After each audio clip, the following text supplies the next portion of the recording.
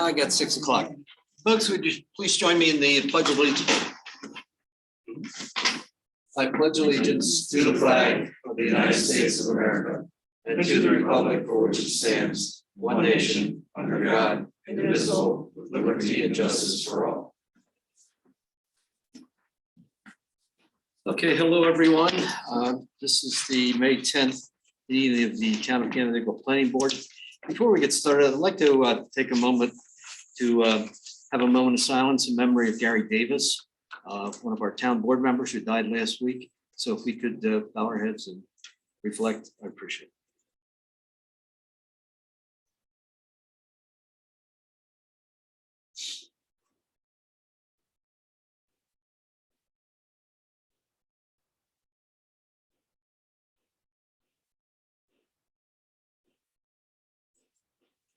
Thank you. Okay. As I said, this is the Town of Canandaigua Planning Board. If you're here for another meeting, you're in the wrong place. We do have a fairly full agenda, so we'll try to move through it as published, and hopefully we'll get out of here at a decent hour. I think most of you folks are familiar with how we proceed here, so I'm not going to spend a lot of time, but I would, as far as how you would address the board and how we address the applications. So I would ask that if you intend to address the board, you please come to the podium, or if you're in virtual land, that you get our attention, give us your names and address, and address any comments you have to us. We will ask each applicant to make a presentation at their time to present, and we will follow that up with questions, comments from the planning board. And then I will open floor up to people in the audience who would like to respond. And then we'll reconvene the planning board and consider the application. And if we're so moved, we will take action this evening. Otherwise, applications can be continued depending on the circumstances. I want to point out that we have 2 exits either side. If for any reason there's an emergency would arise, please go to those exits. I think we'll take care of privilege of the floor. Is anyone here that would like to address the planning board regarding an issue that's not on the agenda this evening? Okay. That being heard, we will move on with our agenda. We have a new public hearing this evening, which was duly advertised in the Daily Messenger on May 3rd. So we can attest to that publication. And that being said, we will move on with some continued public hearings that were left over from previous meetings. The first one being Venezia Associates, representing Timberwind LLC, owner of property at 6170 Dugway Road, seeking a single stage subdivision approval for 22.215 acres, being subdivided into 2 lots, one of 18.64 and the other being 3.57. I will open the hearing, and as a result of some recent correspondence, I understand we will continue this public hearing. Correct.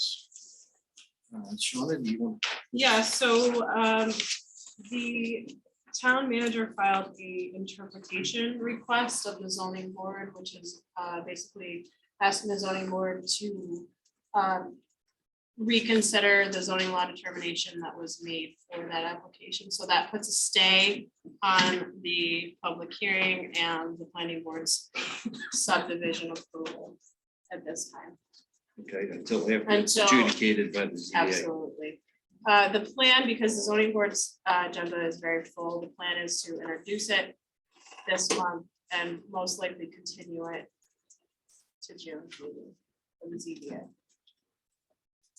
And as you recall, the issue was running on a private drive. Okay, so that being the case, what should we put in the blank? Do we want to put the Second meeting in June would be the 20th, which is the meeting after the June ZBA. CBA, I think that would probably be the same. All right, so do I have a motion to continue the public hearing? I'll make a motion to continue public hearing 22015 and NCI Associates representing Timberwind LLC until the June 28th. June 29th. I 29. apologize. It's, that meeting date has been moved to Wednesday due to 29th. primary maybe, for some reason, the Tuesday night. It was, but I was gonna say the primary got pushed to August. I think, didn't it? I don't know. Well, let's leave it Okay. 29th for now. For now. Okay, I'll second. I think that's how we advertise our meeting for now. Let's see. Okay, I have a motion and a Why don't second. you leave it a second meeting in June, So we don't have to, second meeting in June. okay, We don't have to specify a date. okay. Okay, Second regularly scheduled meeting in June. Did you happen to have an emergency? all righty, After your first meeting, but before this one. I think it's understood. I think it is too. All right, all in favor of continuing the hearing to the second meeting in June? Aye, opposed. I apologize. I was remiss. I didn't introduce the board. People coming out here this evening. Let me introduce folks that are here representing the town. We have Kim Burkhardt, our technician, our remote access facilitator. John Rovitella, our secretary. Then board member Mark Colbert, board member Scott Neal, board member Bob Course. I'm Chuck Euler. Shauna Pachak is our town planner. We have here this evening our town and planning board attorney, Chris Nadler, and representing our town engineers, MRP, Lance Brigden. So now we've got everybody introduced. We can move on with the next continued hearing, which is for Marx Engineering, representing Angelo Cardello, Lee Chardello, got it right. That's perfect. owner of property 3535 State Route 364, seeking preliminary subdivision approval to subdivide a 33.18 acre site into 31 single-family lots, ranging in size from 0.46 acres to 2.74 acres. And this is continued from our April 12th meeting.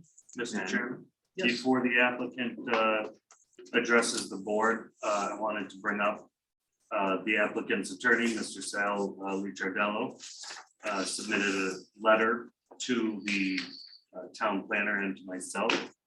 It's undated, but received yesterday morning after discussion with me. And I'd like to address that before we go any further.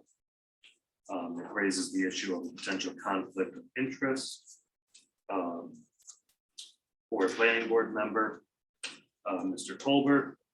I have reviewed the letter, discussed with Mr. Tolbert, and relied on my own knowledge of the situation on this application as well as previous applications. It is my belief, my legal opinion, that there's no specific violation of New York State General Municipal Law or Town Code Chapter 21, the ethics section of our town code.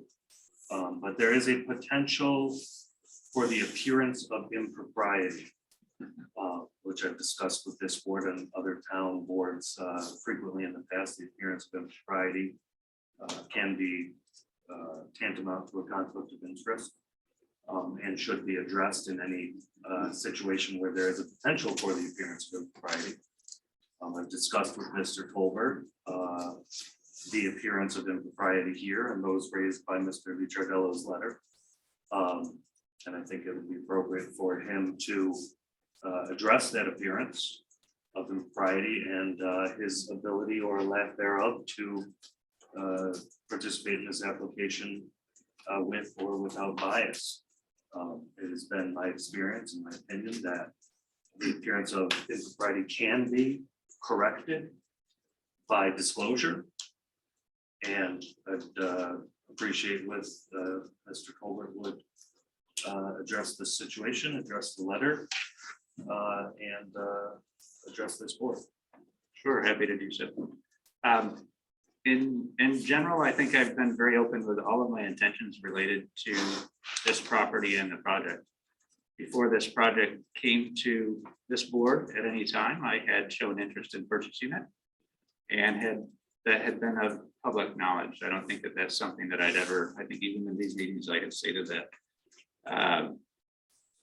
I continue to drive the same reasoning behind this particular piece of property and all like it with my intentions around my actions. So I do think that if a proposal comes to this board that is a legal subdivision that fits within the criteria that the town has set, I do believe that I can make an unbiased decision towards that project.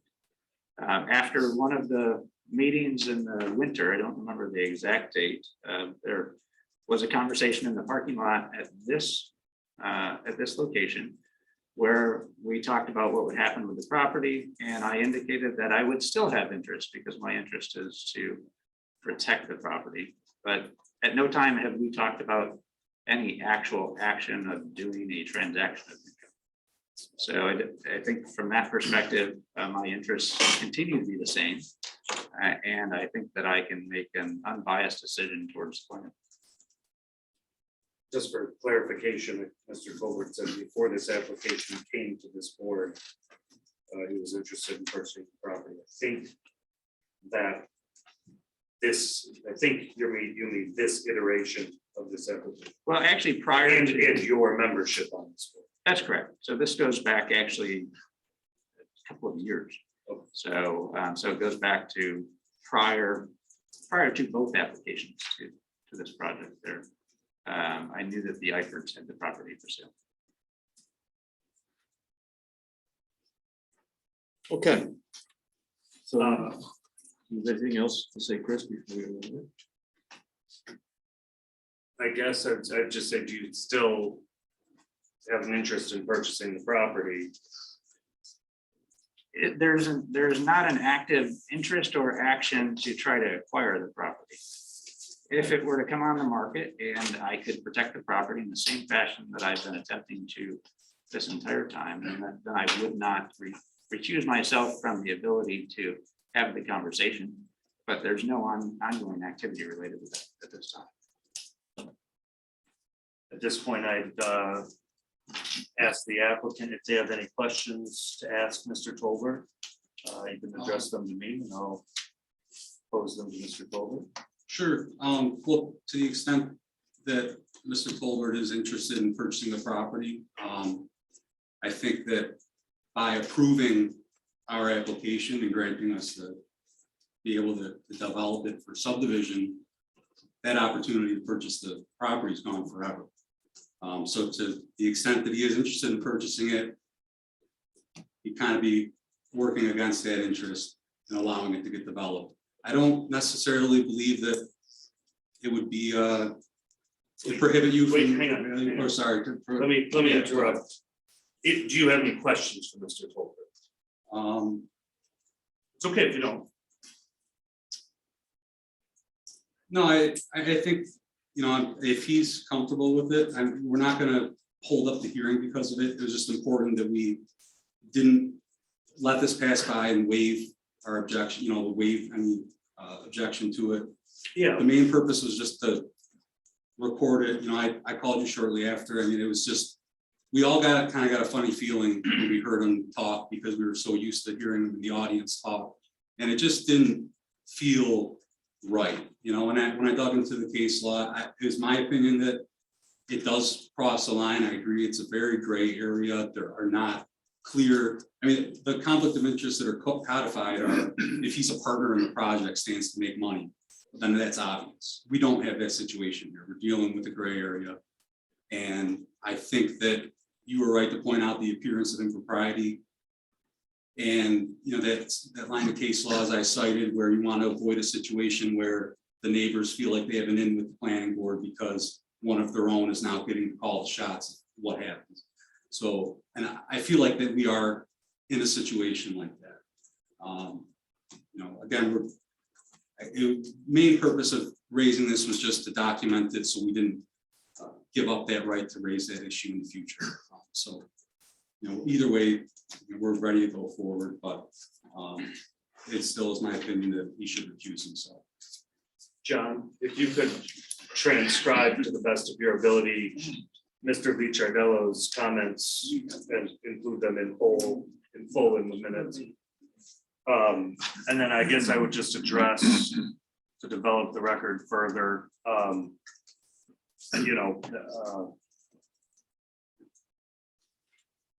the potential purchase of the property, the codified conflicts set forth in general municipal law and in chapter 21 of our town code. The financial incentive could be, I don't think can be realized here for any members of the planning board interested in purchasing this property. I don't think that there is a financial incentive, since Mr. Tolbert said he never discussed a price.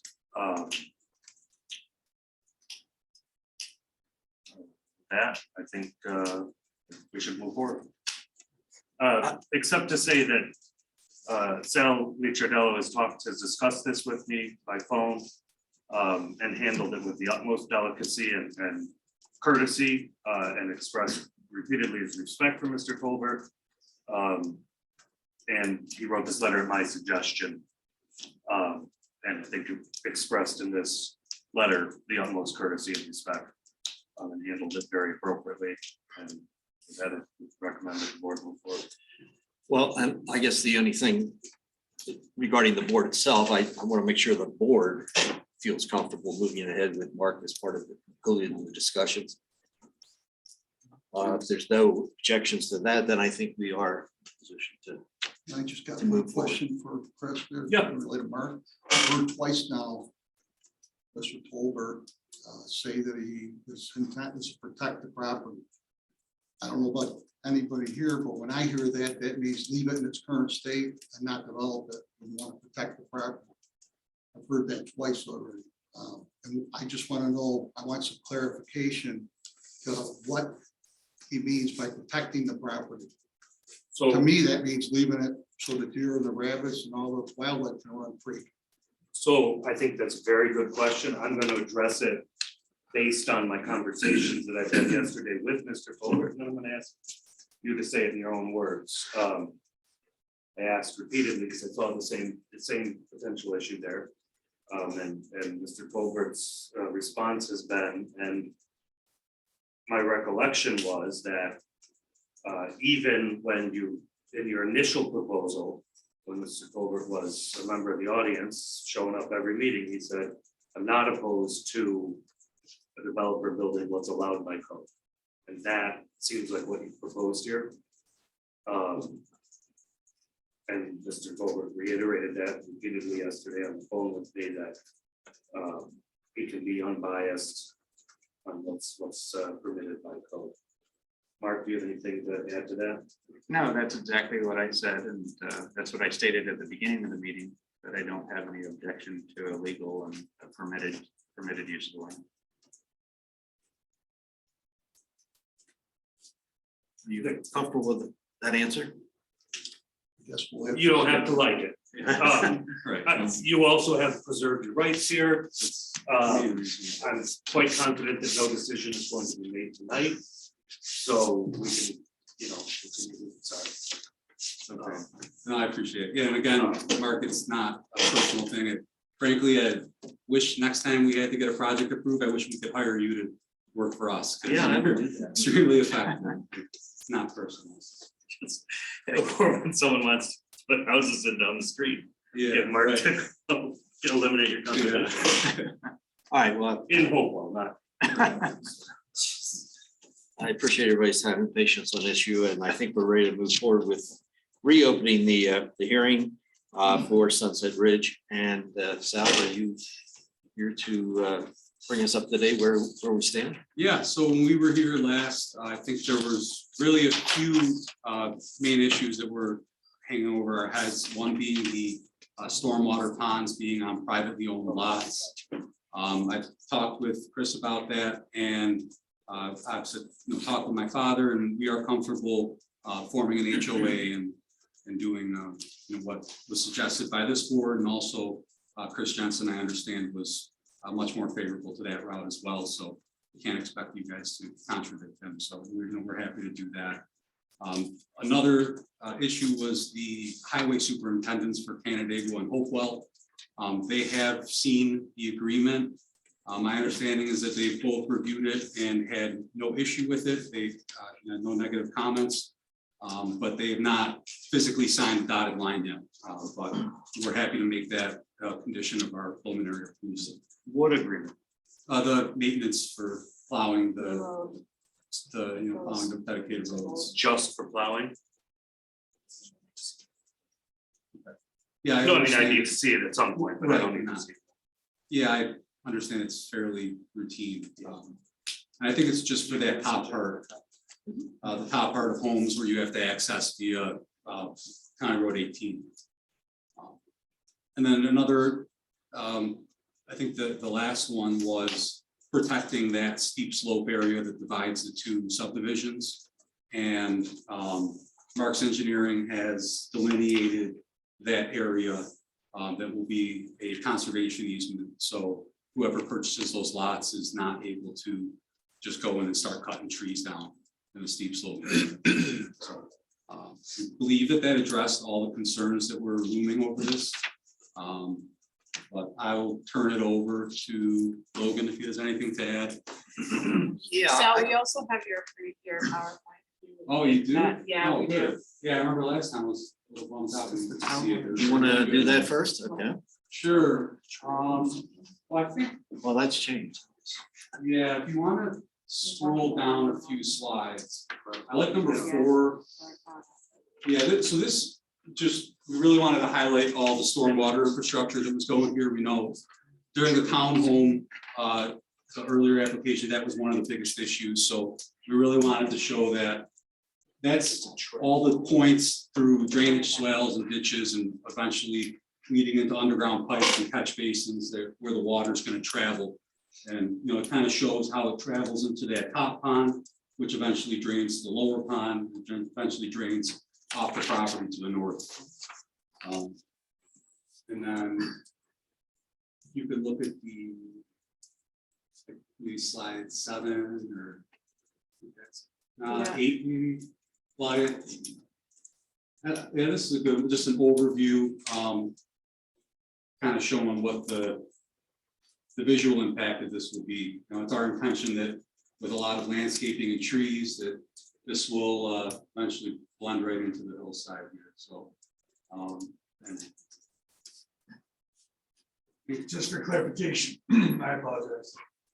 That's a schematic view of your development in a number of years from the time it's constructed, right? Showing the trees at a certain age. And right, yeah, I don't know what the age of the trees in that's fine. I just simulation want- I mean, are, I was trying to do Right. it for more for the people online, but okay. to make sure they understood what it is that we're looking at. Yeah, and I think Logan probably better suited to answer any other questions about the vision. Where's the steep slope?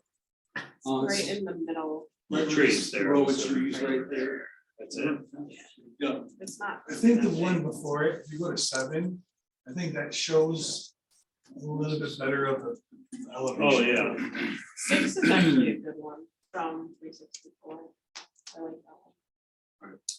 so yeah, obviously that'll require planting a lot of new trees, since the trees that are there now are not as significant as those, but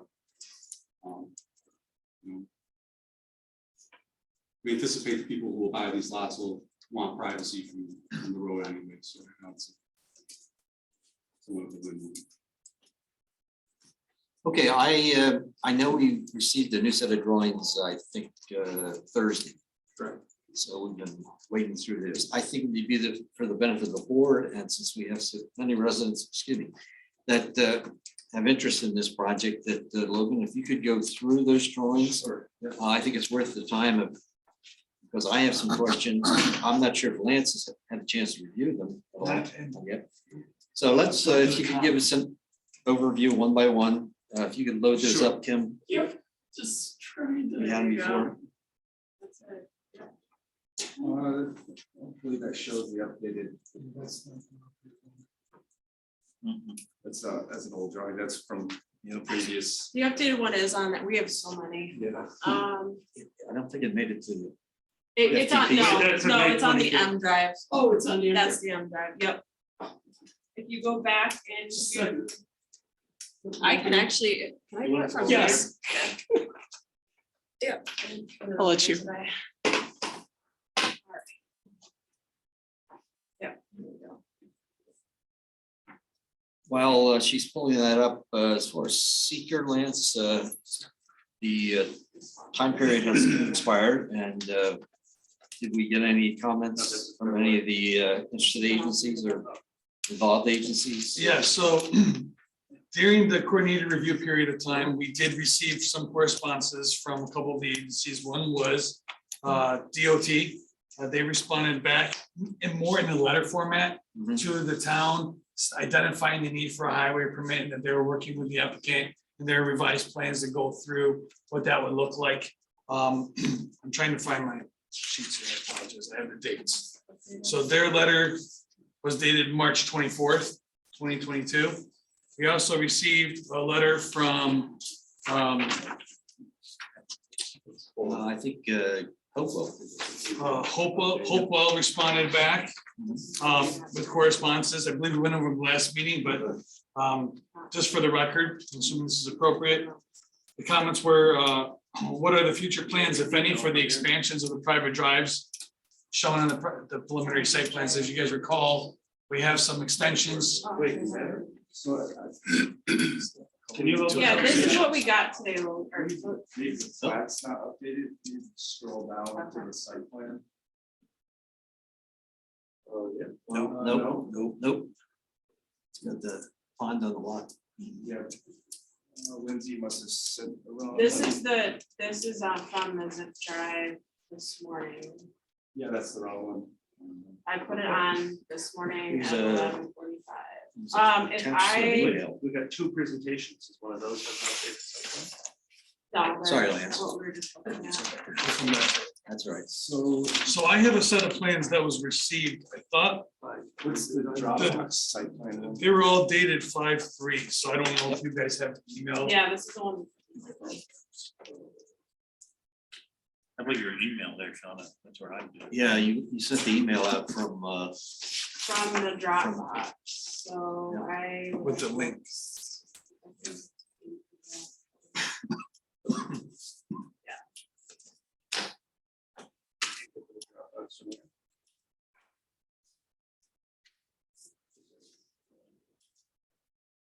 so there was no one who objected to our being Yeah, declared I lead. think it'd be good to identify all the people who responded, but ultimately there's been no objection to you guys identifying yourselves. So that hurdle has been And when we reached, get, okay. yeah, when we get to the plan, we'll certainly Okay, go over the comments.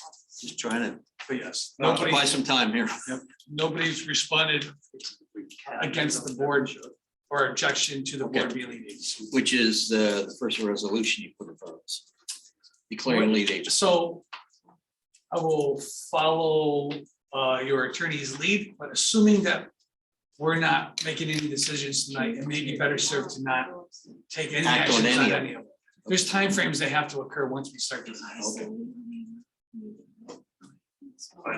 I was listening over here, Sorry. right, I'm following your attorney's lead and then I. We were talking about seeker and you mentioned resolutions. I think my understanding is the board wanted to go over the revised plan submitted today, go over comments that staff and or the board have on those revised plans. Most likely continue the application and the public hearing to your next meeting date to provide an opportunity to review said plans, but also identify for the applicant and their engineers some of the items that we feel we still need to receive in order to move forward with the seeker determination at our next meeting. I have a list that I put together of some of the things that we have received to better help you know what may be remaining to be provided. You want to give us a little lead in while she's getting the plans, Sure, I mean, vamp a little for the bit? most part, it's just lot line adjustments. For the subdivision, and we're still in compliance with the amount of area for each lot on the upper and lower portions. But we were able to designate those stormwater ponds to be on their own and be included with an HOA. So you just shifted the lot lines as previously presented, the same number of lots are being proposed now. Correct. Yep. The lot sizes have been altered a little bit in order to accommodate Yep. this new Yeah. proposed lot We're for. still conforming to all the zoning regulations. So the number of lots have increased, but the number of residential lots stayed the same. Yeah, correct. I mean, that's basically the main changes that we've done. We've, moved some laterals and things of that nature to accommodate the movement of Yeah. houses and things like that. But for the most part, it's the same as what we presented before. Like Sal said, we do have a conservation easement on the steep slopes portion of the site. You added the sidewalks. I think you Correct, mentioned that. I yes, saw that yes, on the yeah, we did plan. that at sidewalks. I might as well talk about my comments, if I may.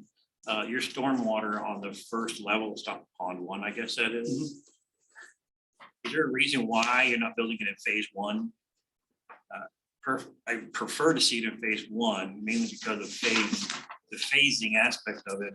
When is phase two gonna happen? How is that stormwater gonna be contained just in that temporary Are you talking about the one on the lower portion? lower portion? I believe that's part of, It's not in your phase plan. Yeah, That's gonna happen. the section, it will be required to be built first. I think the Okay, but section it's line not just, the plan doesn't doesn't correct show.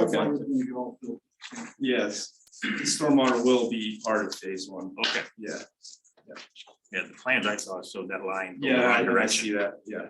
And actually, if you don't mind to tie in there, are you gonna have two different HOAs or one and the same HOAs? Got two ponds, one down there, one up here. We should do one for all. Okay. So what was the answer? Two? No, just One. one. Just one for both Just one Hopewell, HOA. the 1 acre lots and the ones below. Correct. Okay. just to clarify, when you say Hopewell, there isn't, you don't have an HOA in Hopewell. The one that No, we're just talking about is the one. Canandaigua. No, you're gonna need, wait, No, no, oh, Everything that's proposed before this board is in Canandaigua. Right. So Logan, the other 31 lots. other question I had will be is part of your, one HOA. access to We those thought there was ponds such for a small maintenance. number of lots. Didn't seem like to there HOAs, was an only easement 31. Oh, no, I to bring agree. any I equipment. believe we have written up an easement for both. Okay, I didn't see that on the plan. That's one thing. Yeah, sorry, go ahead. Okay, we got it? Yeah, Yep, good. that looks more like it. Okay. Okay, so this is your record plan.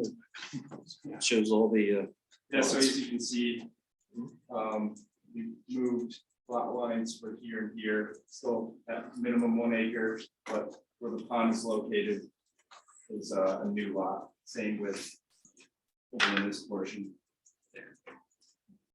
And we will readjust the phase line as a condition for approval. And you're gonna write in easement, right? 'Cause that's- Yeah, well, there is an was a easement type right plan. there. We do have an easement plan. yeah, I think that's the next plan. You want, Can you send me? you can scroll down, Jim. Or, Yeah, so everything shaded is what is gonna be put into an easement.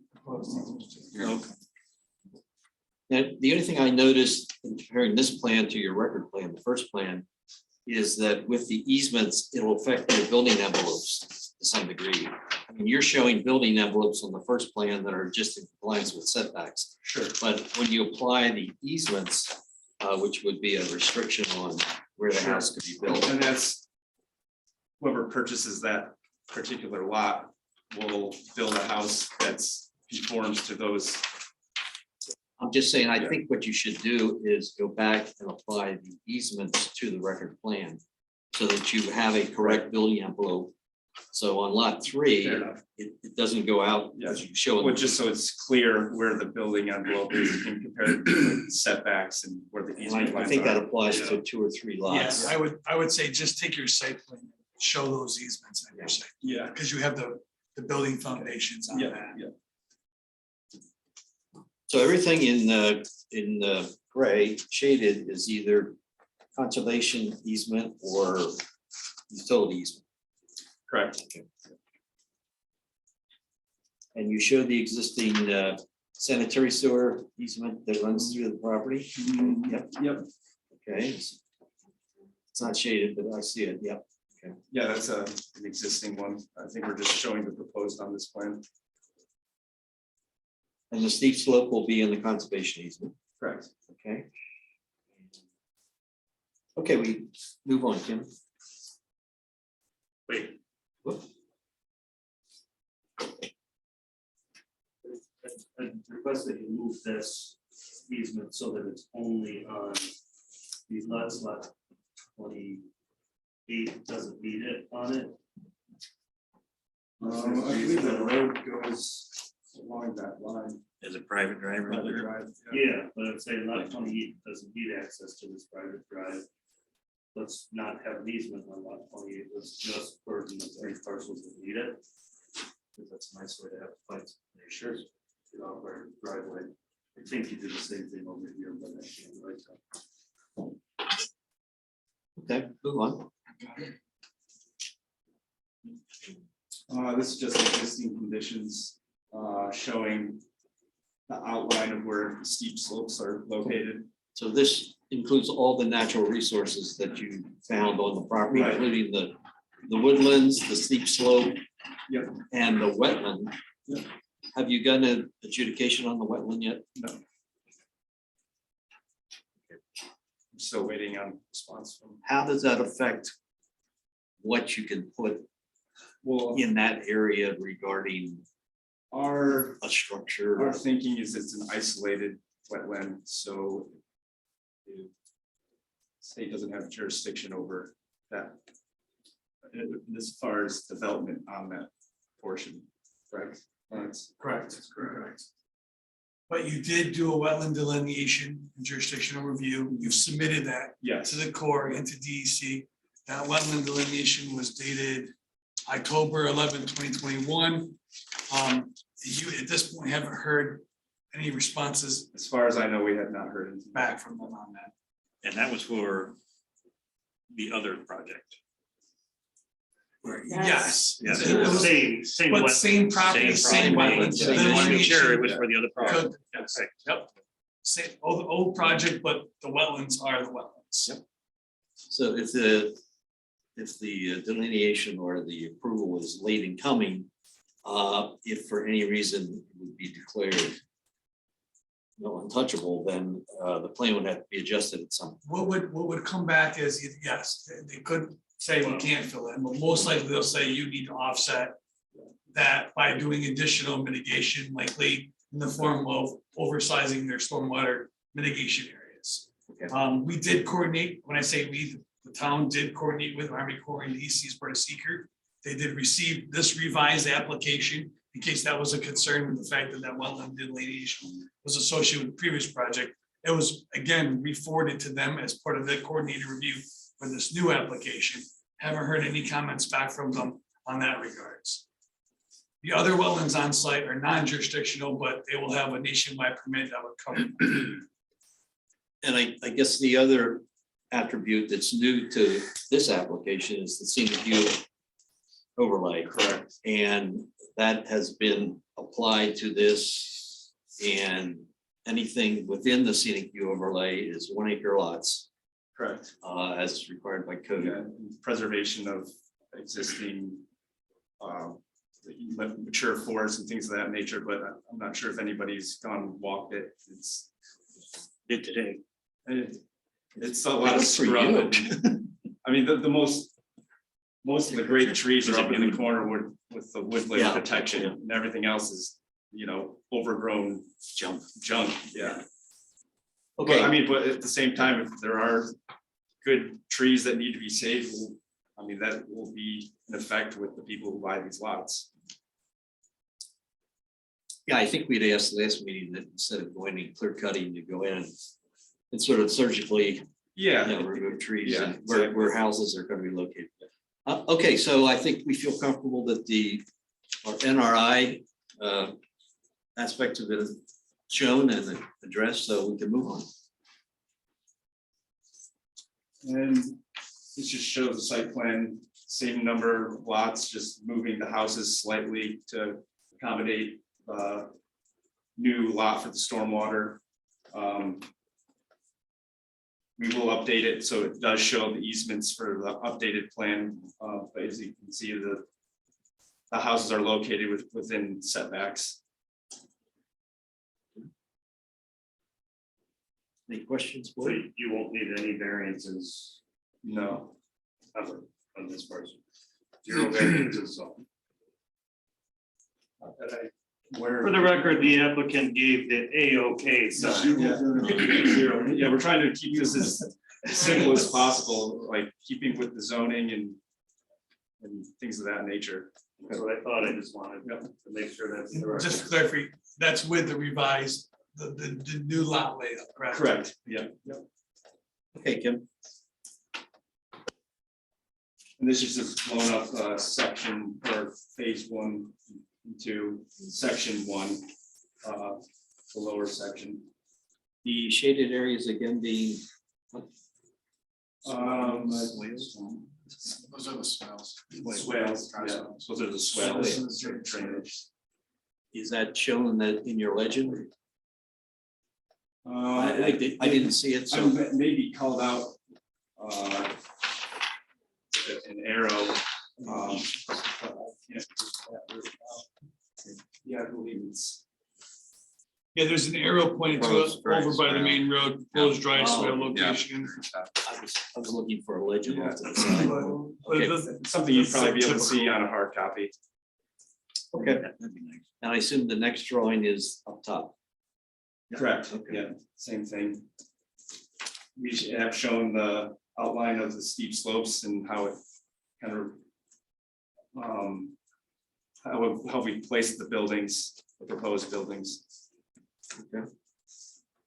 And your street widths, top and bottom are, I believe it's rural residential character as far as how we designed the roads, so it's. it was tough to tell from your detail sheet because all you did was list all the Yeah, different cross it's sections. designed based So I didn't know on which one. rural residential criteria. Okay.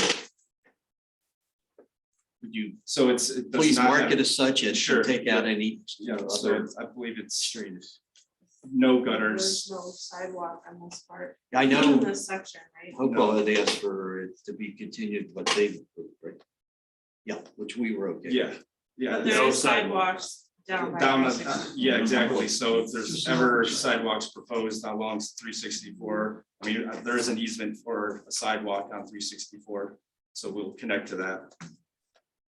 There's a sidewalk going all the way to the cul-de-sac in the lower section. Yep, And out to the on one road, side. and along. Okay,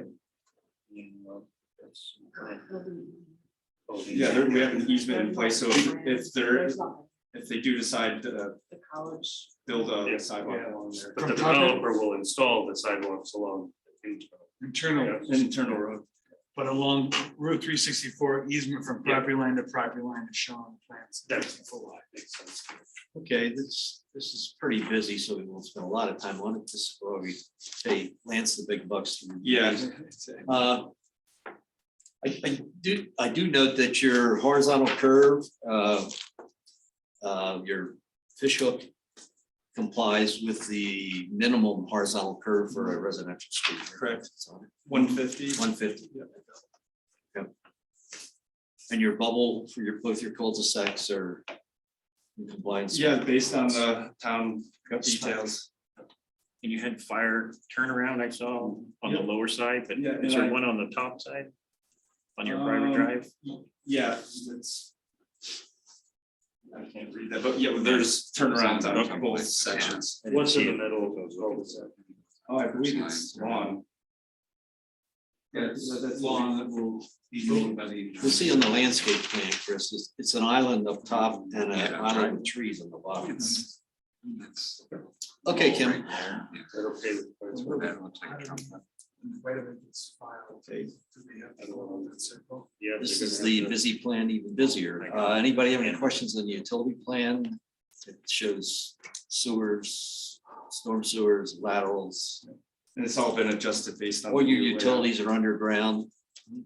And cable. I'm thinking of it.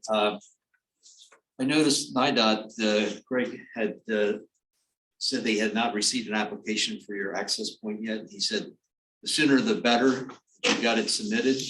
Have you submitted anything formal yet or any more discussions with NIDOT regarding the entrance? I don't believe so. Okay. I'm not aware that we've had conversation, but it's not formally been submitted. We're waiting. Okay, well, that'll be a condition. Typically, one would wait until seeker was done. And then they would submit that preliminary plan to DOT to begin that coordinated review with them as the way, because you're applying for a permit. You're not gonna apply for a permit while you're under, I guess theoretically, concept review. Right, the change. Yeah. Right. You don't want. Yeah, we don't want to submit something that's not. So one seeker usually one seeker is usually that trigger to some degree. Not always. We've had some that have done it in advance. Okay. Like Kim, you can. This is up top.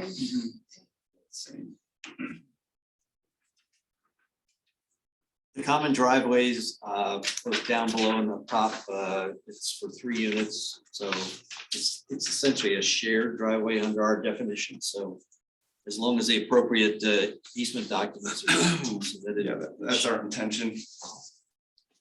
In the town code is okay with that?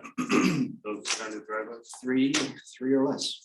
For now. Yeah, it's based on the frontage. I believe it's 40 feet. You have to name. Name the street. We had road for that one. Yeah. Required road? Oh, yeah, that was a private drive, yeah. Okay, Kim, can move on. All right. This is the post-development contours. Correct. Sorry, grading plan. When it's blown up, it's much easier to do that. Yeah. Looks like That's something from a CAT It scan. looks like where we should be coloring it. meditation Yeah. drawings. Yeah. with marker. All right, before everybody Just gets, all before everybody sad. gets dizzy, what I mean, Just so I Yep. understand this properly, as we look at the grading plan after the work is done, the intent would be to get permission to relocate the wetlands to encompass into the stormwater retention. Is that the thought there? Is that what's happening in that drawing above? So, Mark, I told you that they can do that if they replace it, because that's frequently what the DEC or the Army Corps says. Yeah, this is, you're fine, just replace it somewhere else on the property. But I didn't tell you about the other thing that Lance is gonna tell you. So some of the wetlands, they are gonna be covered under what is called the nationwide permit, which allows them to fill in to a certain point, and they can do grading and they can do disturbance in that area. They can fill those in up to a certain point of acreage. They can't go over that acreage. That's what they're proposing to do, to stay under that and get a nationwide permit to cover them. That can be done at any point in time during the review prior to construction taking place. There is one area where we talked about earlier about the wetland where we're still trying to verify as to what they can and cannot do. Currently, they are they're doing some of the acreage of disturbance above that. And that would either trigger a need for mitigation in the form of stormwater mitigation, which would be done most likely, can't speak for the applicant, but in their locations that they're proposing it. Or the DEC or Army Corps would say you can't. Or you can, but you have to replace this wetland somewhere else. Somewhere else. A On the next lot of door times they neighbor's want to property, do it on the property that you're doing, Yeah. if you can. But like highway work, you do that and it's usually at a banked location. And when that's created, if I'm looking at the topo properly, it brings, and even on slide 6 of the slideshow, I think it brings most of it up to even level with the roadways, or close to it at that point. So it ends up filling in most of that low area to allow for entrance and then getting around to the lower half. Right, I believe so. And then the goal would be to collect that runoff and bring it to their facility for mitigation. For, for water quality purposes, but also to hold it back so that it's leaving the site at a lower rate than what it was designed. All right, any other questions on the contours? If not. move on. Chuck, one quick question is, Sure. when we were looking at the contours and the determination on the scenic view shed, Uh-huh. how was that determined? Remember that the plan of the town, map of Yeah, the town that has the purple? Purple map, Yes. It was staff and the applicant sitting down and delineating where it was, And Delineating the limits of that. the limits area. of the SVO. for the record and for the, the three people sitting closest to me, I think know exactly how that was determined. But I bet that at least some of the people at the far end of the table don't. Can we elaborate who was there, what was done in terms of delineating those? Because I think it's a question that should be addressed. Who was at this meeting? Town staff? Lance? Were you there? The town had hired a third party to do a study of scenic vistas and overlay areas or Big view sheds. sheds. And so they mapped it. I don't know how, I wasn't part of that process to know how specifically. It was all a map, right? One would assume they used topo to help determine the elevations. They highlighted those areas at the highest point where there would be a view. They documented them on a map. That map was produced and ultimately approved by the town. I'm being vague a little bit. Adopted by the town board as, these are the areas when it's referenced in the code to be protected. Yeah. These are the areas. and That the should be only considered. And then when you're in those areas, there's a process for review. And what was that process for review? Well, it is basically looking at the map, Who looked at it? No, she's saying the you process. would look at the map to It would- determine if the yes, property looking at is the in. map to see if the parcel is in the scenic view shed overlay area. And if it Okay. is, what happens? And if it is, it's flagged.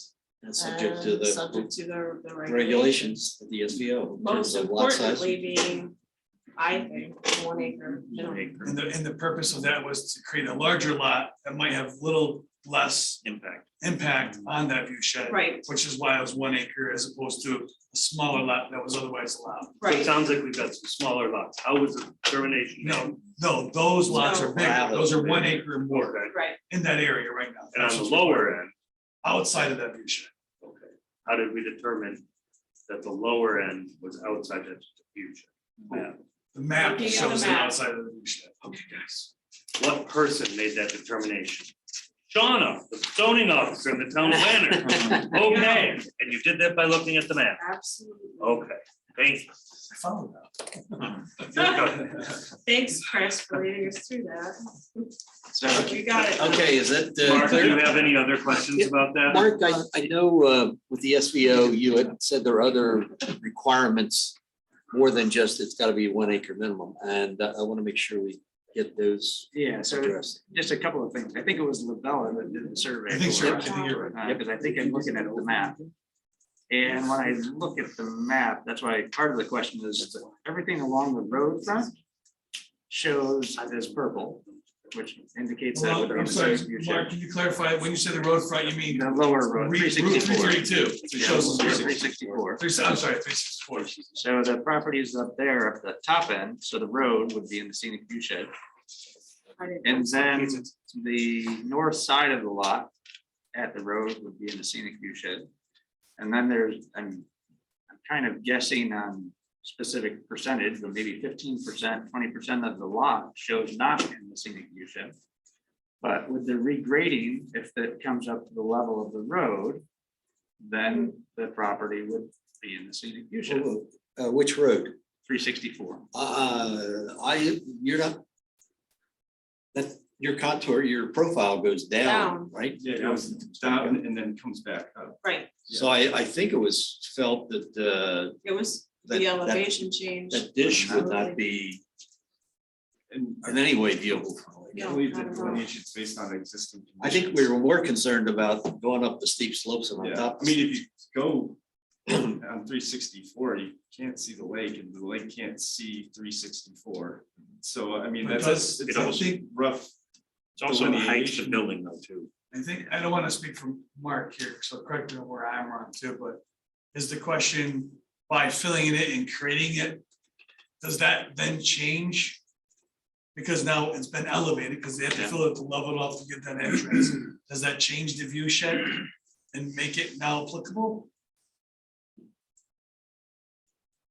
Well, if you go to, well, we can go to the profiles. He's bringing The road map. pro, it doesn't, I don't think it's, other than having a acceptable slope coming in At the road. at the 364, I don't think, Logan, correct me if I'm wrong, that it's that, it's coming up that Yeah, high. I mean, you can see in the profile and the Oh, there PowerPoint, you go.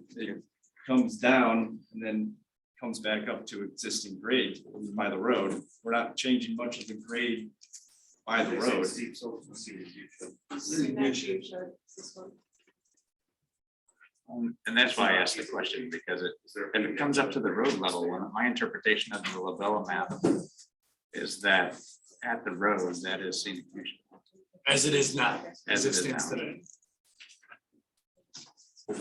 Okay, Well, so does that answer your question, Mark? It Or are you does. concerned that there's land that's in the scenic view shed? And that, I think what it does, in my opinion, is it looks as though it would create the minimum lot size for the majority of the lot as opposed to upper and lower. okay, where? I guess we, Along Route 364. So the homes that are directly adjacent to 364, and then the second row, I mean, if you want to pull the drawing up, you can walk up to. Sure. I think what it does, I would go to the site plan. Yeah, right there, that's one of those plans. it's super hard to tell. I mean, I agree. Here, is this where you're talking about, Mark? Yeah, so if you look at, so that's actually right along the road there. So that's along the road, and it's the road elevation, because I tried to use the contour. The road elevation shows that it would go into view shed. So if you come up the road elevation just on the topo, then that would put more of it into view shed. no, we can't put stuff into view shed. A view shed is what's on this Yeah. map. which lots are you We considering? can't existing. So Which lots are you referring to? But I think my interpretation is, if you look at the Labella map, this area would end up, as it stands today, without any modification to the land in view shed. And then there's a section that comes through approximately through here Yeah, that is not, which would then put these in view shed, back in view shed. Well, the map I have is blown up. Could we see that? Yeah, I'll take it. I'll take a look. yeah. I mean, 364 right there, where you're saying is you should, it's a little gray. Yeah, that's what. Yes, that's why I was asking for, not just clarification. Yeah, I mean, it's a very gray area and I would say like, if you go on proportions, the whole Sorry, lower John. site is not in the view shed. somebody spilled some ink. I would say that the road delineates the view shed area. On the west side of the road, that's the view shed, and on the east side of the road is not. Until you get up to past the steep slopes. I think I'm gonna recommend that our zoning officer address that. Steep slopes law is in the zoning code, yes, It is. so why don't we have our zoning officer address this issue? Well, wait, a minute, steep slopes versus how's I it don't know really? exactly what the issue is myself. But there's an issue here, we've got a planning board member who's concerned that this is, these are not the, this is in the steep slope or excuse me. The scenic- Scenic view, I was gonna say, Yeah. don't, This is- don't, Sorry, we're don't, talking about. the don't make it scenic- steep slopes. Yeah, scenic overlook. yeah, scenic view shed. So let's have a, if we need a decision on that, is it zoning law determination? What are we seeking the zoning law determination? On whether or not this, the lower portion of the development is within the scenic view shed overlay.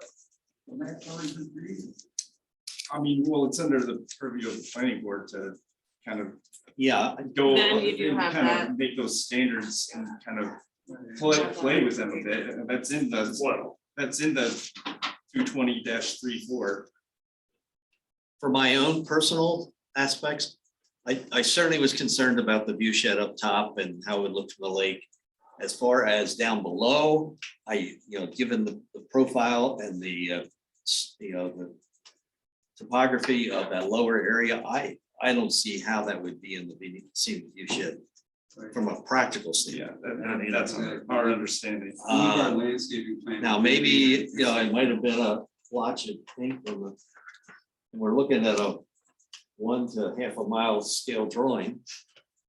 I think the practical aspect of it's sort of got to come into play to some regard. So again, I would think under the planning board's prerogative to look at this thing that we would consider, as long as we have that upper area well protected, well in compliance with the scenic view overlay, that the lower area is not really affected and considered such. So Chuck, I think when Lavella created the drawing, they probably created it based on topo.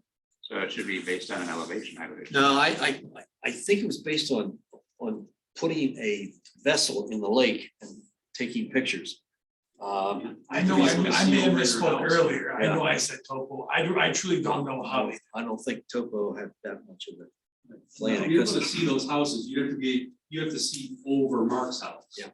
So I mean, like from your front porch, maybe they'd be visible, but to the lake, there's no way. Yeah, it's from the lake. Unless you have X-ray vision to see through Mr. Culpert's house, you cannot see any of that thing. Again, the intent of the scenic view shed overlay was to provide a parameter upon which we could control any type of light on the hillside to try to control it. And that's why that regulation was adopted. We knew it wasn't, they knew it wasn't perfect. I think the ordinance committee and the town board and staff worked and they needed something to, as a method of delineation, and that drawing prepared by Labella became the drawing Standards, right? for now, until more sophisticated professional aspects can be developed. Right, and I am, as a zoning officer, I go out to the sites, and I did go out and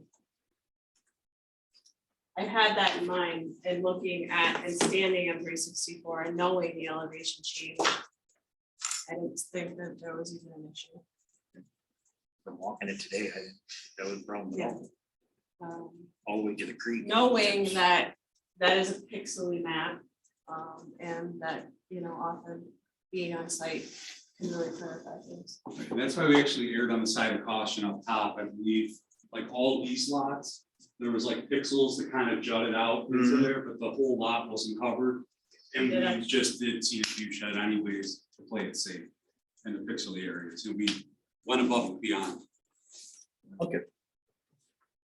All right, can we move on? Next drawing or couple down, wherever we were. See, it goes down That to we did. landscape, maybe, lighting. These are like the grocery I just- concessions. Yeah, I want to get to like the landscape and the Keep going now. lighting. Lateral plan, that's right, sewer laterals. You can go. Keep going, Kim. This is Just landscaping. landscaping. plan. Okay, This one's- what is your proposal regarding landscaping? So what we're proposing, we're screening along 364. Uh-huh. Protects the views into the site and for people building houses there not to have, racing cars go by their house, like looking out their window. And we have put screening on the adjacent property to the south. And then what we have proposed currently is to have one tree per lot.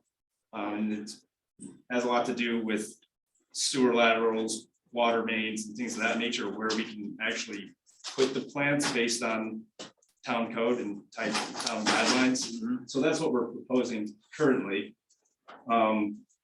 We also have seed mixes proposed for wetland areas, swales and things of that nature.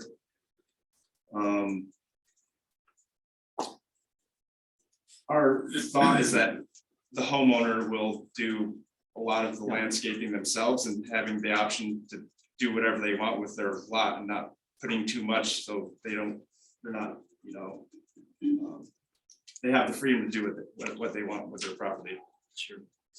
Can I ask a question? So the landscaping up front, this area, I apologize, you may have just said that. Sure.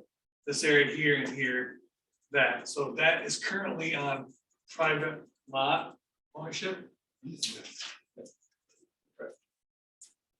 And there are evergreens and the Yep. balance, I believe in your schedule or deciduous. Yep, so like the more dense ones here are evergreens. Yep. And then all these are a mix of native shade trees. If Logan, you've shown some really nice rendering in the past. Could you take this picture and render it so that we could see that from the lake also? I could. Exactly. I mean, Yeah. sometimes they don't match exactly. Sure. I'd like to Yeah, so see this as a render. The ones that are provided are more of like 15 years down the line. And Then that'd be even good if you could show a explanation of all of Yeah. them. 1, 10. Yeah, or 15. whatever, but yeah, just to, When you say, I just want to make sure it's clear. Are you saying this view? yes, from the lake. Right? yeah, so like similar to the ones I presented, but have it more Progression. Yeah. accurate with the plans. Right, that's what I was. Thank you. Hey, Chris, so you had asked earlier, there's islands, the one up top is just the one island, the one down below is grass with trees. Who will maintain those islands? Will that be part of the HOA? or- So as part of this process, can you submit on a 2-page double space? You know. The periods are larger. Spell check. Just a couple pages describing what the HOA is gonna own and do. Yes. As part of approvals, we grant approvals with conditions saying all the HOA documents will be submitted to the planning board attorney prior to signatures on the plan. That means you don't have, you gotta get an attorney to prepare this stuff. Right. And submit it to the AG, but before you submit it to the AG, you want me to sign off on it. But I'd like, and I think the planning board should have just a little summary of what the HOA is gonna do. Because this is gonna be the way I think of it as an HOA light. You're not maintaining the roads, you're not Right, it's just doing the street stormwater, lights. very small common area mode. So just say what the anticipate, sort of an operations and maintenance plan, what the anticipated HOA responsibilities are gonna be. They're gonna have to mow around that pond, they're gonna have to have insurance around that pond and around the circle. I mean, a little summary. Is it okay that we're gonna dedicate the road? Mhm. And are we gonna have to accept that little donut hole in the middle where the grass is that we get going and mow? I'm gonna have to look that up. That's why I want a little summary, yeah. Right. The town may take that, so long as, The town may take it and then just not, I know Jim Right. doesn't typically do anything in there. We haven't So heard, I have from- to look to see if we. we haven't heard from Jim on That this portion revised gets plan extracted yet. out. so- Just- The HOA can accept the responsibility for Oh, I'm looking maintaining at that. I don't know if they can with. I understand it's new for me. First now, so each way. They usually take care of their own. We're learning. It's not our problem, it's your problem. Okay, so that's the landscape plan. Chuck, Next is. and I think you asked this earlier, the dark gray delineation again? Is that existing? Those are the swales. That's the swale. Yeah. So on one of the plans, it's shaded out when you blow it up and there's little notations that have a lateral to it. Got And it. they call it as being like a dry swale, a vegetative swale. They're all doing like some stormwater mitigation, water Traffic quality control. before it gets to where it's ultimately going. And up top, that road has swales on either side of the road. That's why it's been chipped. Between the lots. Yep. Okay. Let's move on.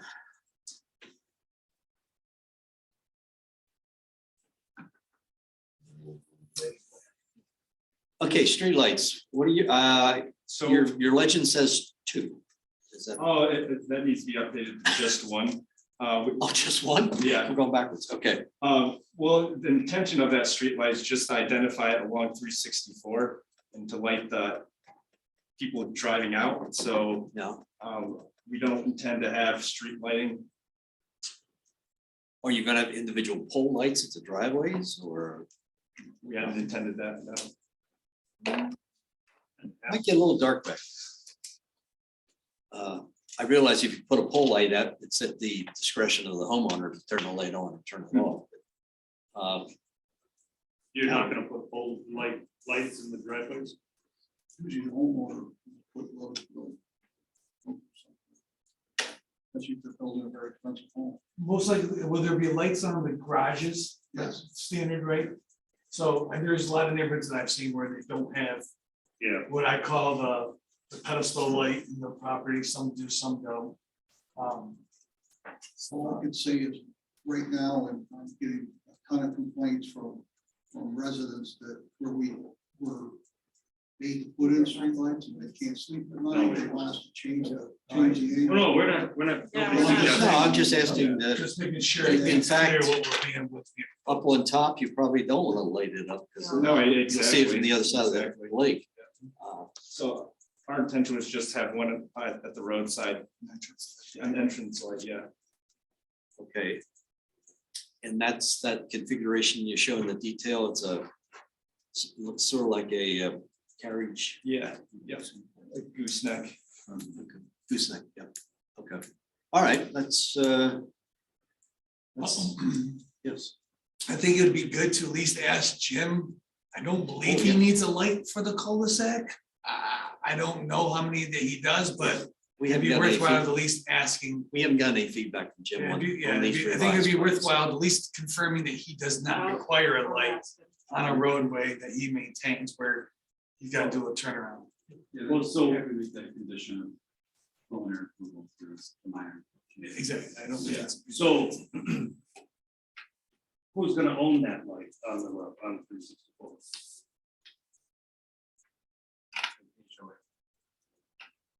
On that neighbor's property. Well, nice. Yeah, Well, it'll be in the right of way. Yeah, but somebody's gotta pay for that electricity. bill.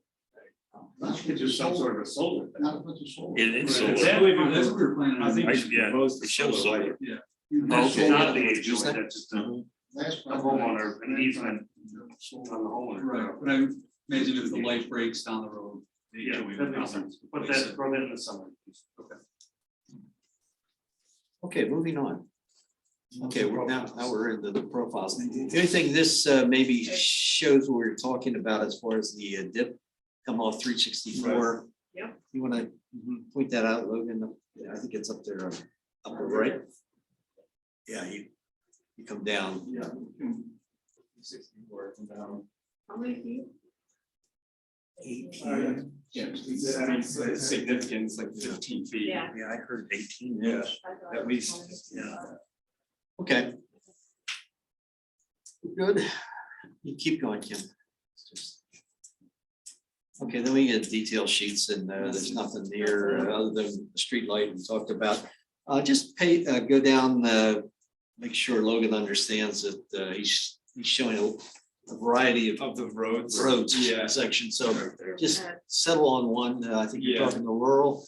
You're gonna have one, Well, I think. you're gonna have one road up top and one road down Which below. are designed to, one has culverts and one doesn't, so I'll provide both those details and kind of spell them out. Yeah, that's, I was just Yeah, gonna say, so spell out which one is where. So, rural Uh, development, then subdivision. Oh. Subdivision's the lower half, the rural one's the upper half.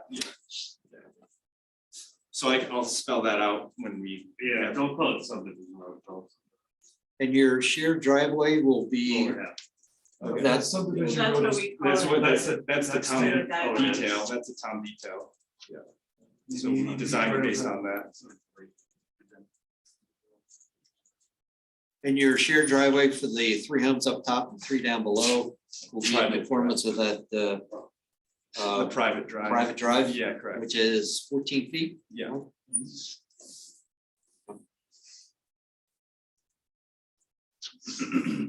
Okay, I think, anybody else want to see any more plans? You've done, I think the exercise was worth the time and effort to, especially since we hadn't seen the plans. Yes, certainly. In any detail.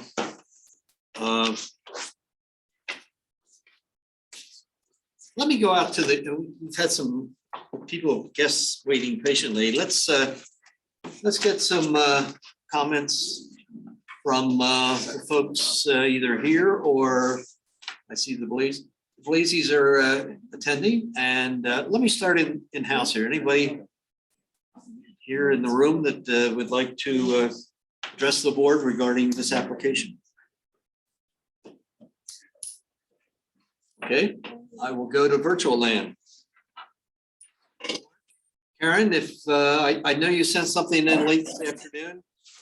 If you want to explain your concerns or comments, that would be appreciated. Thank you very much. I found it very interesting to listen to the discussion so far, and I think the board's asking great questions.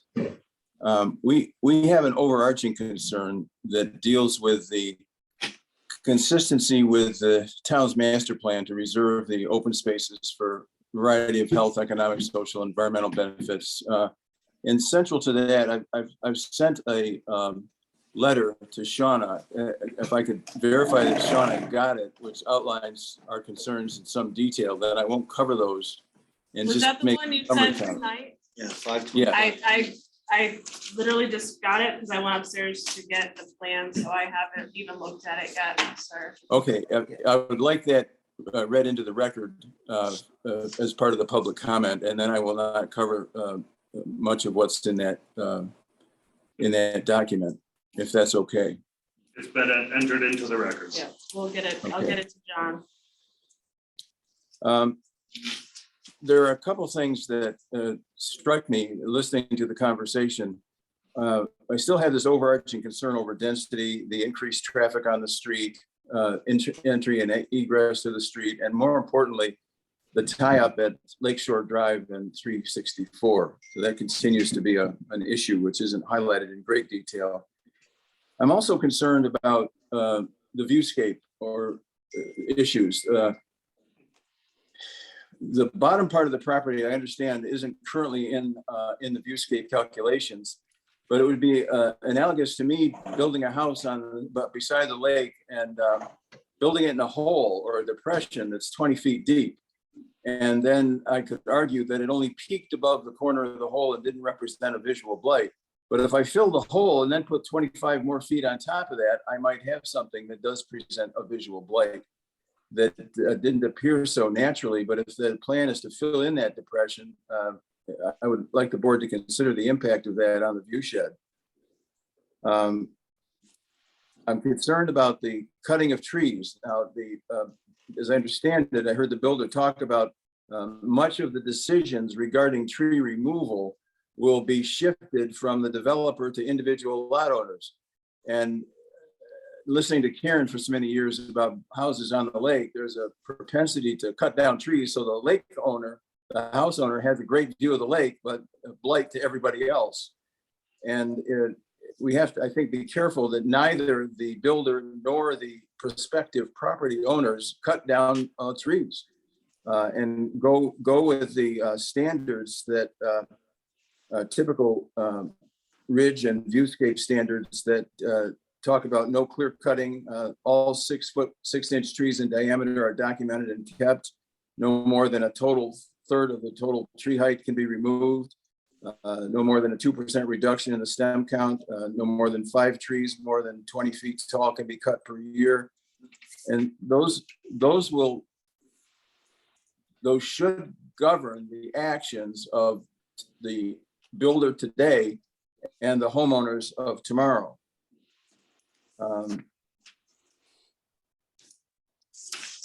And let's see, the thing that I'm concerned with was the accurate depiction of the viewscape from the lake.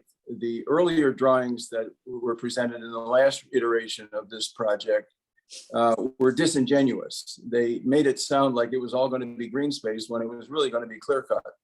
And trees would look like this 50 years from now, but the next 50 years of our life, we would have to suffer through the blight. And I'm concerned that the current plans do that.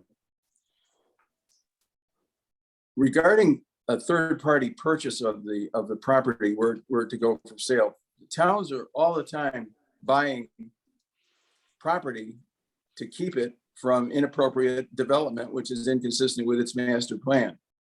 I don't see an issue with people trying to keep the land in a state that doesn't have as dense population as this one does. I would argue that the viewscape, the ridge line, treat this development as one parcel and subject it to 1 acre lot limits. So those are the highlights that Karen and I talked about. We've got other things in our email that deal with retention, stormwater runoff, clear cutting, displacing current wetland, people walking from all parts of the planned development to the lakefront. In summary, I still think from a perspective of a homeowner on the lake and a neighbor of the property, this is an ill-conceived plan and is in direct conflict with several of the primary goals of the comprehensive plan. Do you want to say anything else? No, thank you. Thank you very much for letting us. You're welcome. Thanks for your input, Karen. Good to see you. Yeah, thank Okay, anybody else virtually or in person? Okay, let's go back to the board. Any other issues the board would like to talk about regarding this application that we could provide to the applicant? So this is where we're going. For the record, just to answer one thing that Mark brought up was the traffic condition, which I brought up earlier at another meeting, which you stated is going to be less traffic than before, even though that traffic study proved it would not be an issue. So for the record, less houses, according to the last traffic survey done, this should not be a problem. Just to add to that, the road is also cut off. So what was before Right. cut through is no longer. Not a cut Just- through, I just want to make that less clear as houses. well. Also related to that, the traffic study that was previously done and this application was all forwarded to DOT. To my knowledge, I haven't seen anything other than that March 24th letter from DOT, just basically saying they received the application, they're reviewing the application. They didn't provide any comments on said application as of yet, to my knowledge. So for the record, I think we received another letter from a neighbor. It was dated April 7th. That was circulated to the board. Correct. Yeah. So We also received additional correspondence tonight from the Watershed Council, I believe.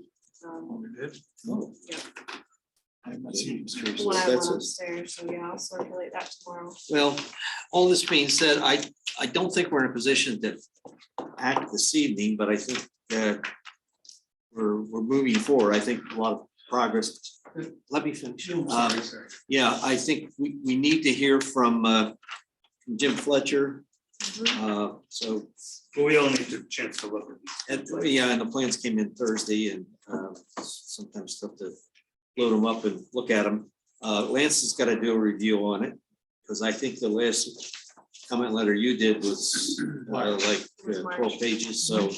And hopefully Logan has addressed most, if not all those. So I went just through have to the have that I defined. did go through the response letter and they seemed willing to work through all the comments that we have offered.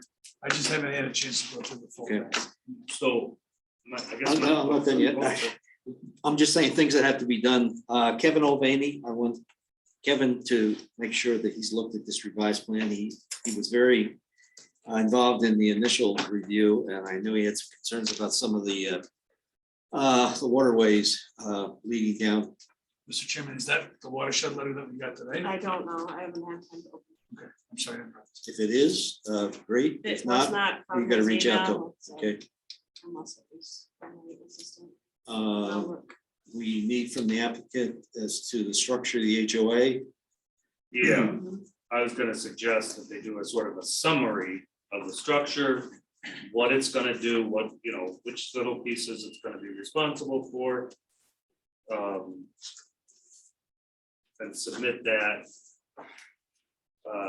you know, in the next matter of days, if you wanna be on the, you know, depending on what agenda they're gonna be on, Sure. so that we can see it before we start saying, oh, this plan doesn't have this. We can get anything the applicant's required to provide, and this input from Mulvaney and Fletcher and Lance through his review. I mean, we could just move this to the 24th. Mr. But Chairman, not if you don't get those. The Has to sort be- of the stuff we're You're looking gonna have to for meet a deadline, whatever. by that the end of deadline this is. week, maybe, End of this week, for May 24th. Gonna wanna look Pretty at this tight. stuff, aren't we? right? That's Tuesday. All right, well, Sal, you wanted to say something while we're deliberating. Oh, yeah, You- again, sorry to interrupt. That's all right. No, I just want to make sure I got it out there, what remains. Completely get that. Just, we were talking, I know, I'm sorry to forget, Lazy's who were commenting earlier, they mentioned like, they would like to see, you know, 1 acres lots throughout the whole property. I understand that sentiment. I think it's worth noting that what we're proposing here is 31 lots on 33 acres. So I understand each individual lot might not be over an acre, but if we're talking about density over a vast area, we're over an acre per lot standard. When you take it all into consideration. I just wanted to note. We that. realize that you meet or exceed the zone. Okay. I don't think that's an issue. I think it's just all these, Okay. a lot of loose ends, a lot of couple concerns that, Yeah. I got some things I can. okay, you both Okay, do. you So go who go, first. You go first. you're older. So you go. Hey. I like this. This is great. As a, you know, at some point, you're gonna have to submit copies to easements with a sale. Great, easements for the private drives with a shared use agreement. It's something that we're hung up on in this town, that people, that you're, it's not just an easement, it's, this is how we're gonna pay for snow plowing, and this is how we're gonna agree to use this driveway. Right. Just for clarification, are we saying that as part of a preliminary review? No, that was just a. Just a point, just Yeah. a note. That's before the plans are. I wanted to ask the board, do you want to see a trail between these two circles or at somewhere on this? Or a trail easement to the town, so it's an option?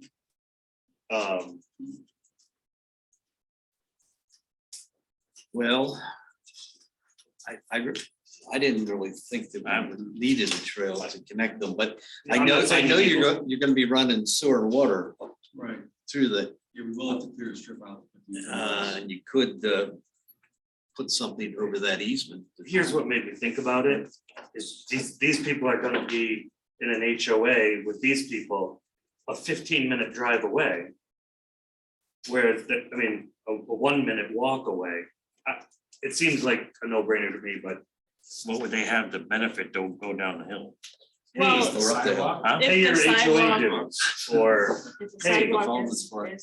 extended on 364, they can ultimately get down that way. Into town, walking. Yeah, entering into someone's backyard. though. Yeah, that's what I was thinking too. They're in the backyard. And I just, from a liability standpoint, I don't know that the HOA wants to take that on. Yeah, It's most likely the future president of the HOA, and I don't want to. I don't know, I think it's Like crazy your not house. to at least leave the easement there. To the town, to the HOA, I don't know, but We could make one sewer or water, one of those easements. throw an easement to the town. I will for- tell you that As an it exit. won't be allowed over the sewer. Can they go to Lake County Sewer District, won't allow anything in their sewer district, in their sewer easement. Were your sewer and water separated some distance going up the hill, or were they almost in side by side? The sewer and water lines running through up the steep slope to the top. Don't, I'm trying to remember. I don't know the exact separation. Yeah, I don't know that. Okay, well, like Lance said, we couldn't use the sewer easement as Most an likely, option. we would not be able but maybe the water The water easement, could have a trail. we'll talk with Jim and see what he's over. So we could call the water easement a access or Yeah, pedestrian, I don't know, I just think pedestrian water easement. you're crazy not to Okay. at least have an easement. Okay, Tree removal, the Blazes raised it. Is it something the board wants to see as a deed restriction of some sort? I'm not recommending that, No. but I'm asking the question. I think you had asked, and I'm not sure it's shown, the limits of disturbance on the lot. What's that? So. And then obviously the hardwood forest and all that area is gonna be protected. Whether we want to extend that limited disturbance anymore, I think it's tough to tell without knowing the footprint of the house. Well, that, I guess that's, you can lock, I think that we have something in our code that we 6 put in a few inches. years ago. 6 inches or larger. Caliber.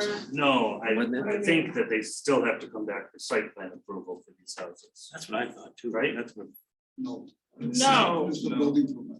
That No. would be, no, not with subdivisions. No, not with That would be a building permit. You'd get, I believe, the approach procedure would be seeker preliminary approval and then final overall approval Overall site. with both phases in that final. Yeah, And then they would attempt to build in per their schedule on that approved plan if we got to that point. Okay, 5 years ago. How are we gonna make sure the house height then is not exceeded in the view shed? That's. We have had communities through. I think there were different reviews though. It was a conservation subdivision review. There were some. I don't want to, I don't want to misspeak because I don't want to take the purview of the board away if that's something they're looking I for. think we agreed during Lakewood Meadows that, no, not Lakewood, some other. Some where of they them were have- doing the drainage wrong. Yeah, some of the individual Changing lots and steep plans. slope We areas. said you've got to get site plan approval at something like Individual that. lots were identified. Can you ask him to then report back to the board for next time of the process? Current process. because if you should. I know the current process. This does not require individual site plan approval by the board.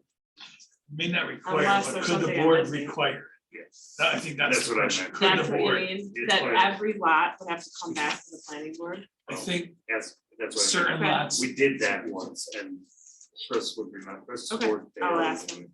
I think there's very specific requirements in the scenic view shed document that addresses that concern, that it should come back, because there's so many specific requirements in scenic view shed that talk through that somehow that has to carry through to other than a building permit. Yeah.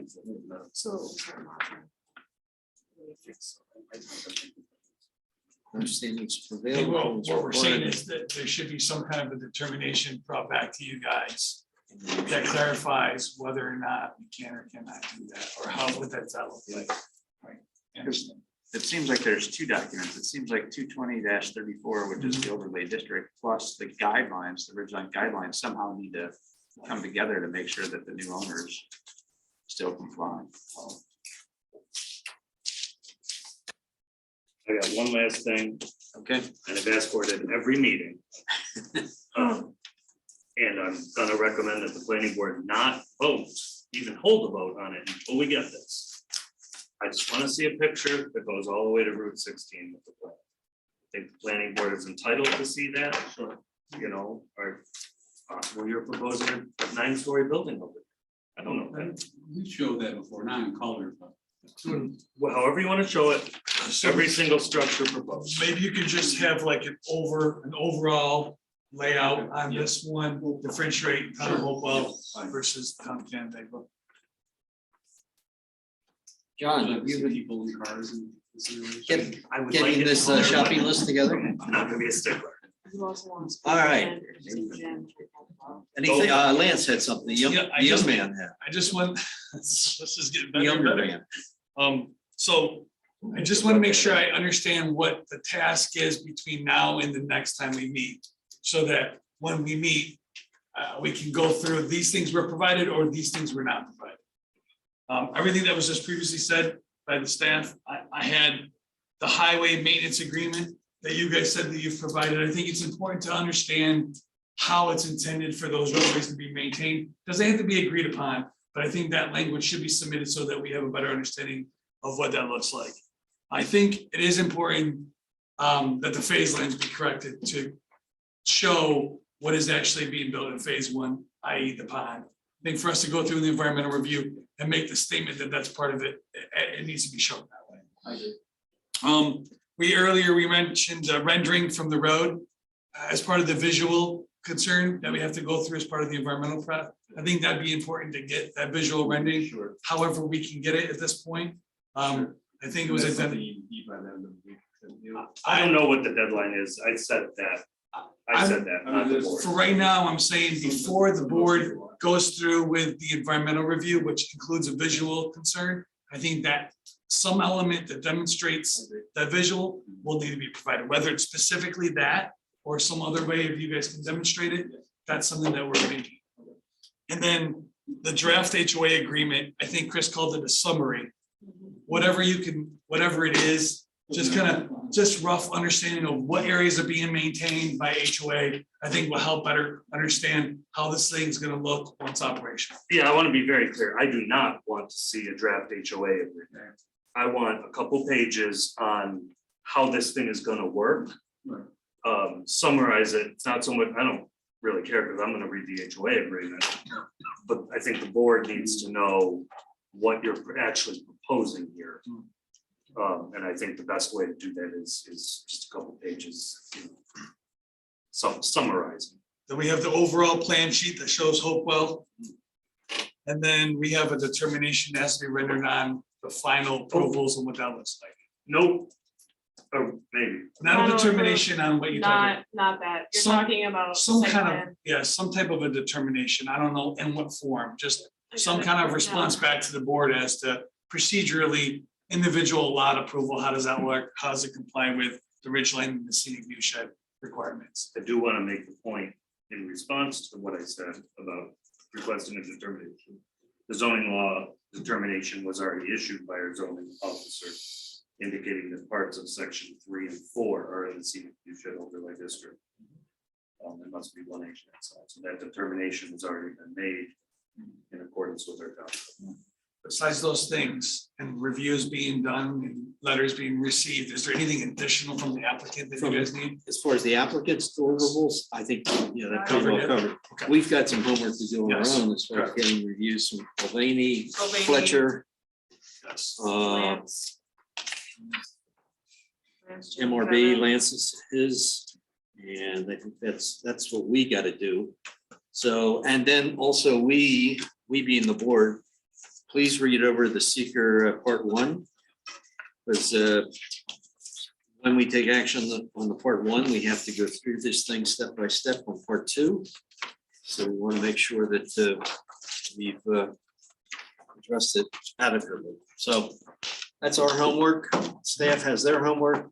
The applicant has their to-do list. And that being said, let's continue the hearing to a date. You want to shoot for the 24th or? Okay, I will try. You guys, whatever Shauna requires as far as getting the information in. What's their deadline? Sean, will you send me an email? Logan, yeah, of course. Okay, That's So, what you're May finding. 24th. let's, yeah, for the time being, let's extend it to the next meeting, the 24th. Hopefully we'll have all this information together. Is there enough time to advertise the public hearing too? It's continuation. Yeah, we're That's right, gonna- yeah. yeah, it's fine. So we don't have to I react. think Lance needs the most time. When do you need it by then? Well, I believe everything that I need to review, I have received. Obviously, I'm gonna comment on what we do get, but I think the revised plans for the most part are all the comments that we had previously are reflected on that. That's what I'm gonna go through. And Logan, don't submit another revised set. Yeah, I mean, I think, yeah, I think. we're- I would address what we asked for, a Yeah. phasing. Oh, plan that stuff, between- yeah. Just something that Sure. demonstrates what Yeah. phases what. Well, Put a letter saying we're gonna do that. Maybe the that- site plan most likely. One or two sheets, whatever you Yes. get. Yeah. Okay, So deadline like a week from today. Maybe that Wednesday. Yes, that one. It's the Wednesday before the That's the meeting. Wednesday before the meeting. That gives That's- you enough well, time to does go that through, give the make sure board you got enough it. time to look Well, at any we additional sort of information? have our week ahead. You want 2 We'd like weeks? to see things. Yeah, we like to see things at least Tuesday, 5 business Tuesday the days. 17th. Tuesday the 17th is your deadline. Is that- All right, so that's the. Yeah. Okay. I've got a family wedding. No, it's not. Speak up. I'm gonna get my Yeah. photo tomorrow. I don't want it to tomorrow. All right, I do, however, want a set of these plans, the revised. I'll plan send is it sent- to you. I have it You'll right send it now. to me? It's in Dropbox. You're all- Yeah. all righty. So Enough we- said. Do I have a motion to continue to the 24th? So moved. Second. For discussion? Hope not.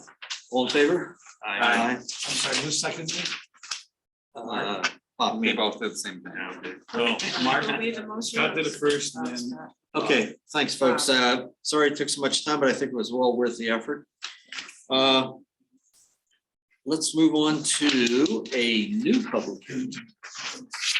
This one regarding Marx Engineering representing William Metros, owner of property at 5100 and 5150 Bristol Road, requesting a subdivision approval for the subdivision of 7.426 acres into 11 lots.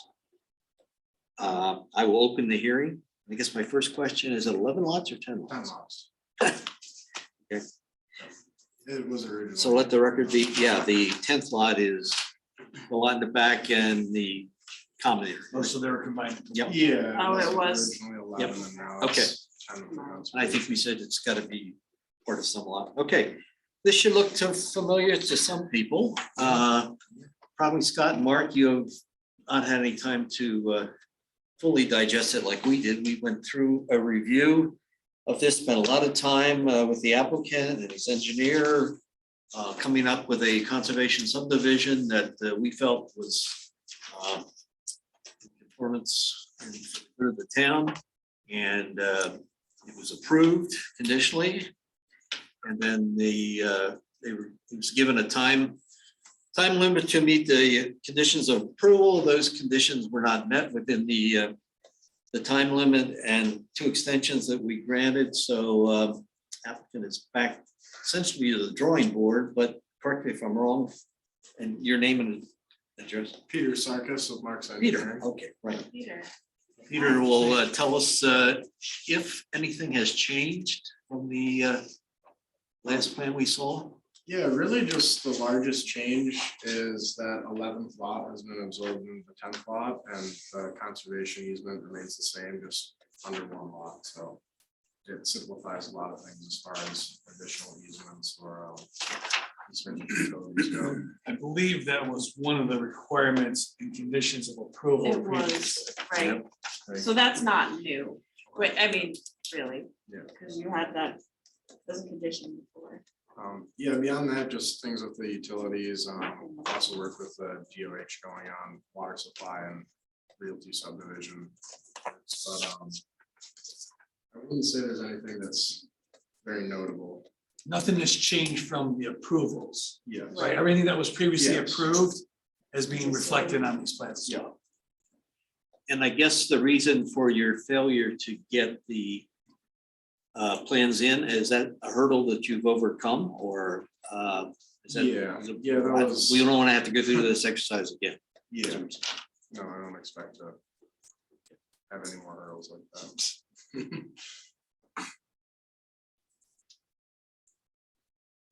Mark, Scott, do you have any specific questions, since this is the first time you've really? No, I read through a lot of it. As far as cutting, so it would be the east between the hammocks, I guess it is. How much vegetation, trees, tree line is gonna be left in there? I didn't catch all that and read through everything. We have a better representation of that if we go down, just on the slide, maybe one more. So this is the limits of grading, or the limits of clearing right here. So this entire space will be remaining open space in the parcel. Go back up to the plan I had divided it. So pretty much So that- everything from this point back stays, everything from this point forward goes. Yeah, this line delineates the limits of disturbance for the project. Was your concern, Scott, the between the? Well, hammocks and the slot? yes, I mean, because the apartments kind of curve around like a U shape, so when you pull in from Bristol Road, there's a hedgerow. Or tree, I mean, not even a hedgerow, tree line, how much of that tree line is gonna be? So go back over to Bristol Road and then head, west. No, yeah, north. I think a lot of that tree line is on the Hammock's property. I don't think it is actually. I think I'm just looking at, I had the same question related to the hardwoods. Because there's a cluster right behind building 2100, which is the second building back next door. And so the front lot goes even to the first building, and there's not a lot of trees there, and then the trees start and go back to the apartments. So about, if I'm looking at this correctly, it's about the fourth house in. Where the tree rows start. where the trees are now. I think that's a reasonable estimate. So the question was, how much of those trees are gonna remain? You think those are on the hammock? I don't think nothing from basically this area right here up is gonna be remaining on their property. I don't mean to speak for you, but all of that is, it's either bioswale being graded in to help drainage on the one side of the road, because a road's gonna have some curvature to it, so it's gonna have some discharge. Okay. So along the one side, we didn't want runoff leaving the property, so along the property line, there's some drainage there that runs along this area, so there won't be any vegetation and now coming to this pond. And then the other half of it goes this way and gets some pipes over. All the trees that we could preserve through the conservation review, we felt, I say we, the board, thought was back here. We can preserve most of that area adjacent to the other farm areas that were back here. We looked at altering the road alignment several different times through the applicant. This seemed to be the best configuration. We talked about flip-flopping the houses, so they're back into the hammocks, and it didn't work with the configuration in the cul-de-sac. So there was some dialogue between us and the applicant to ultimately got us to this point. We talked about rezoning as opposed to a conservation subdivision. That didn't work.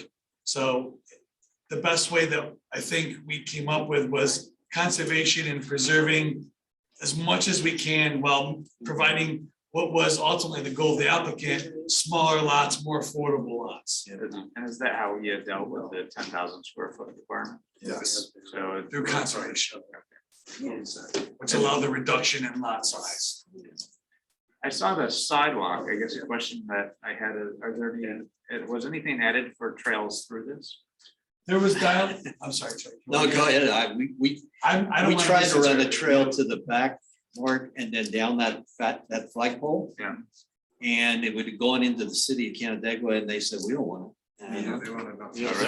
So, it would have been a trail to nowhere. So. Because it was kind of interesting. I was there Sunday, I think it was. While I was there, two people come through and talked with me, walking their dogs. Along that area? Yeah, that's. Yeah, there was a lot of talk about possibility of making that a connection, putting a trail network through this area, ultimately coming back out to the sidewalks that are being proposed and connected to Bristol Road, but It's kind of funny the because city did come back and say no. after I left there, one of the people that was walking there literally was walking down the sidewalks towards Main Street.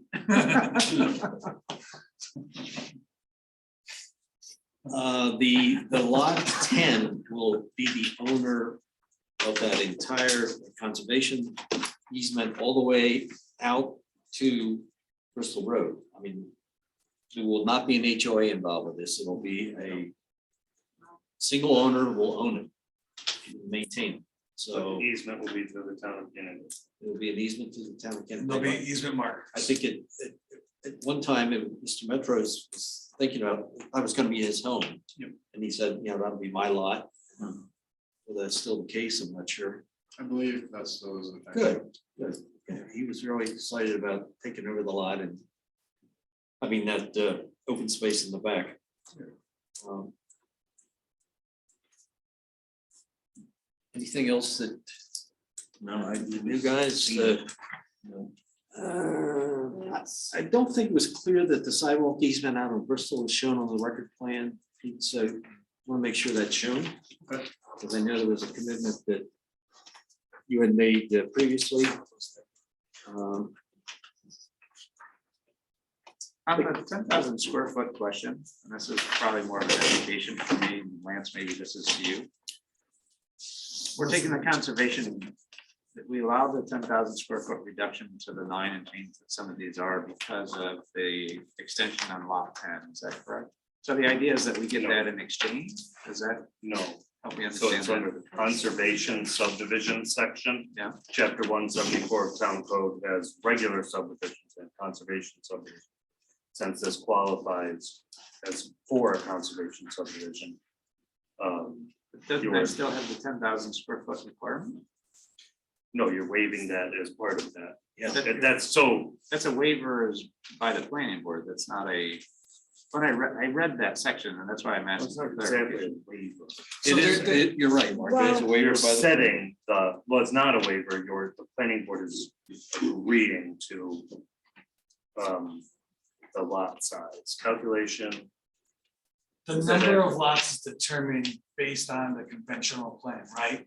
And they have to subtract the yield, which is all the things that we want to protect on the site. In this case, some of that vegetated area in the back. That number determined the number of residential lots that we could have, 10. And then they went through and said, how can we preserve as much of that space and reduce the lots to a minimum? I don't want to misspeak on the code and interpretation, but I don't think we have a couple residential subdivisions that I think gone on to 8,000 square feet. But I'm pretty sure we don't like that because it makes maintenance Yeah, so tight that 10,000 was the number that worked. Now, how we came to on this project, I don't recall. Well, we could have had bigger lots if we had extended the cul-de-sac back to the rear and done away with the conservation area in We the would have back. chewed up So we more. said, rather than having bigger lots, let's do a smaller lot. And the other thing, it was promoted or marketed that this subdivision would be available for purchase by, moderate, medium income. It was sort of thought, and it was thought as a transition from the hammocks, which is a high density development, into the lower density farm area. So it was, that's sort of the way we looked at it in terms of coming up with a lot area. if you make everybody have a 1 acre lot, if every subdivision is 1 acre, you can do that, or the town can do that. But you're gonna have a lot of suburban sprawl, No, I and just, you got a lot of suburban roads. not asking that, I mean. we're- No, I'm saying that's the theory behind. Yeah, that We'll was, shrink the lots, Yeah. it saves the developer, that the developer doesn't have to build as much road. Or install as much utilities. Part of what I was thinking, Chris, is just, we're making an exception to go from 10,000 to 9,000 and change. What does that do to the lot size, so we don't have to make exceptions to our rules? I mean, So you're not making an exception. I want to be very clear about that. The setting of the lot size is specifically set forth in chapter 174 of the town code. It is not an exception. That's why It I is thought, provided for. that's kind of my point, because I think that section says 10,000 square feet. So that's how, when I, Bonus and I'm density. catching up, that's why. Yes, so there was a request, which is shown on here on our conditions, that a waiver from lot size be smaller than 10,000 square feet was requested by the applicant, and at the time granted by the planning board. So, I don't recall the language of that. section something. Somewhere in chapter 174, in conservation subdivision. Conservation subdivision section F2A, it specifically says that the planning board may waive requirements for minimum lot sizes, setbacks and dwelling size. And that's the thought, the theory behind the conservation subdivision, for flexibility. I think the then- intent here was to provide as much open space as they could. Yep. And right after that in the code, it says appropriate lot sizes will be determined by the planning board after careful consideration of all site characteristics and development requirements. We have public water and sewer here, Yep. Yes, okay? that's the requirement too. It has to have both. Careful consideration of all site characteristics and development requirements is your charge here.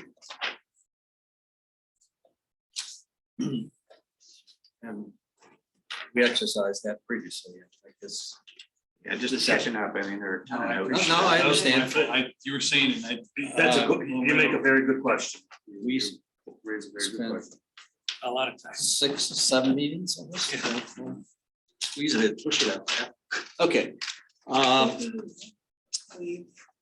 Let's see, MRB, you did a review on the 28th.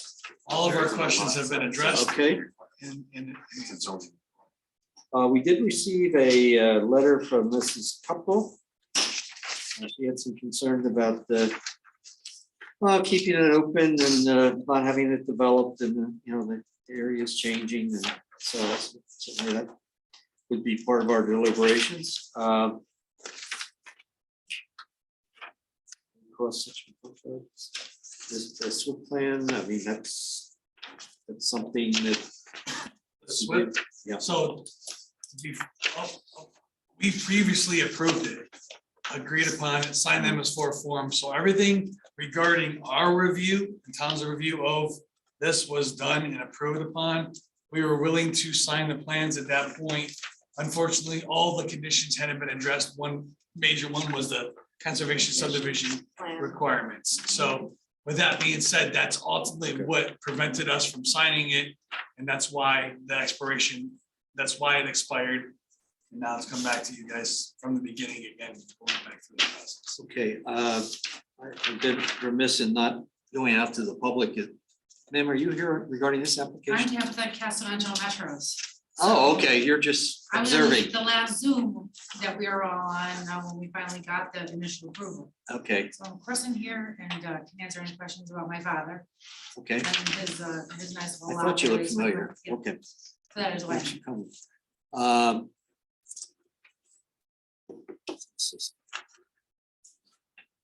Oh, the conservation easement, yeah.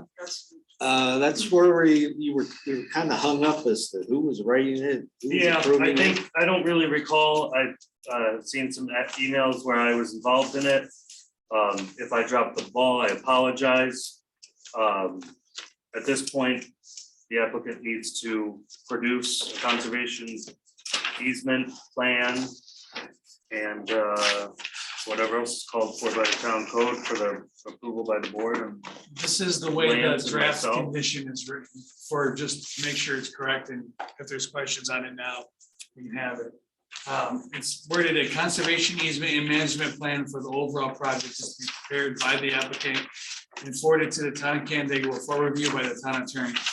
The conservation easement and management plan shall be executed and filed by the property owner prior to obtaining the planning board chairman's signature on the final conservation subdivision plans. This is the suggested or recommended condition for the board's consideration on final Final. subdivision. If you guys think. Okay, that makes sense. Yes. Okay. So that takes care of that issue, so it's not. Who's gonna do what, okay. And I guess the other thing is, do we have to do seekers here? So let me, yeah, all right, so Yes, an action is defined as any new or something planned. Okay, Just look. that's all I, I agree with believe Lance that we need to do seekers. okay. And I'll just go recommend with that you short. do it, and recommend that you do it right now by motion. Along with the resolution. And as far as the That's both actual at the same time. subdivision, we're doing preliminary and final. I believe you have to, because I believe both have expired, which is what led me to, let's just reaffirm seeker. Okay.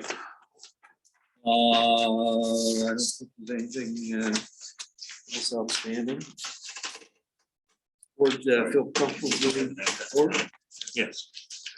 Okay, let's, since it's a unlisted action, let's do seeker separate. I will make a motion that we consider this determination of non-significance regarding this application. And that we accept part one as submitted by the applicant, and the town board is hereby authorized to execute part two and part three. You. So do I have a second? Second, Bob. Okay, all in favor of granting unlisted action on the seeker for this application, say aye. Aye. Opposed? Okay, ayes have it. I didn't sign it yet, sorry. Hang on, slow down. I want to forget. I can't talk it right. Oh, you didn't put the tab. Okay, can we bundle the preliminary and final, even though it's two separate items? Can I? Okay, Let me we'll do preliminary. Thank Somebody want to do a preliminary on the final subdivision? Okay, I'll make the motion to accept the preliminary conservation subdivision plan resolution for William Meltrose at 5100 and 5150 Bristol Road, CPN 22-026. Just for clarification, this approval also includes that waiver for lot size smaller than 10,000 square feet and the requirement for conservation easements to be on a separate lot. We're not, we're waiving that requirement. Because you have, it's in, we don't allow the conservation easements in its, in the lot, remember? Yeah, we'll both need an HOA. So we waive that. Do you have to leave 5 on there, being that they consolidate? No, you're probably right. So With four. four. With four.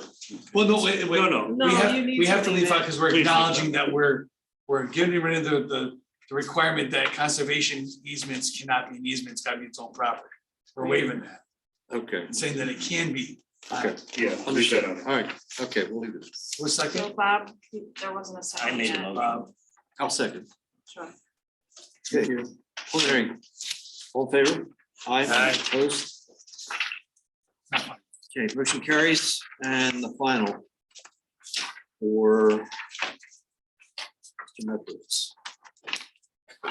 I'll continue the motion to accept the final conservation subdivision plan approval for William Metros 5100 and 150 Bristol Road, CPN 22026 for final approval with Lance Elton. I have the sixth being the sidewalk easement along Bristol Road as I'm showing on With this. the sixth condition.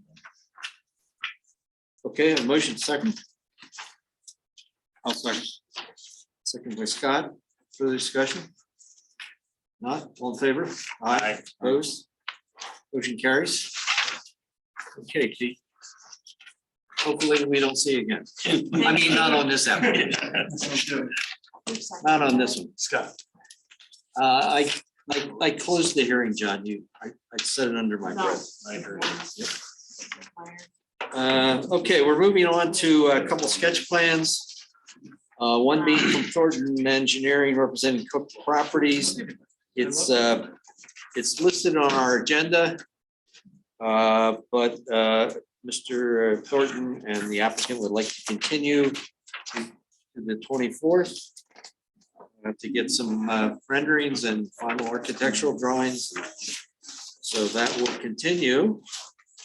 And the other sketch plan is submitted by Meyer Communities, owners of property probably yet to be determined address on Fire Hall Road, requesting sketch plan in the form-based code zoning district for a multi-family townhome development of 23 buildings, 117 units on 14.4 acres with a clubhouse, pool, sauna. Mr. Meyer, There should be, last but not least, thank you for your patience. Oh, my pleasure. can I see the mouse? That'll be easier. This is not. Okay, so Folks, this is a sketch plan under the form-based code. It is sort of, we're all in virgin waters here with this thing to a certain degree. But I'm glad it's a sketch plan because we can go slowly with it and we can, it's nothing that formal. So we can go back and forth as far as what you're proposing and what we're suggesting.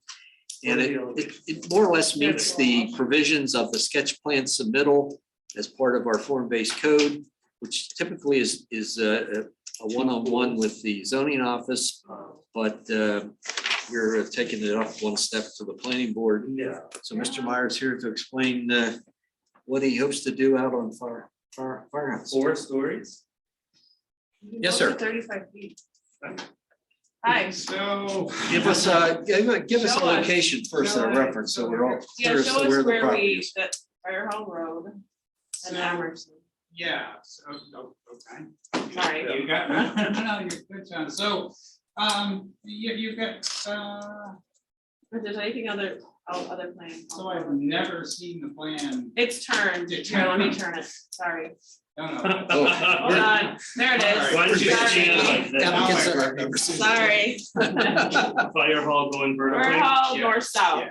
Yeah. This is Fire Hall. Before you start, can I ask, Sure. didn't we have a proposal several years ago that was gonna straddle fire hall? That was Yes, me. that was Mr. Was that Reiner. you? Yeah.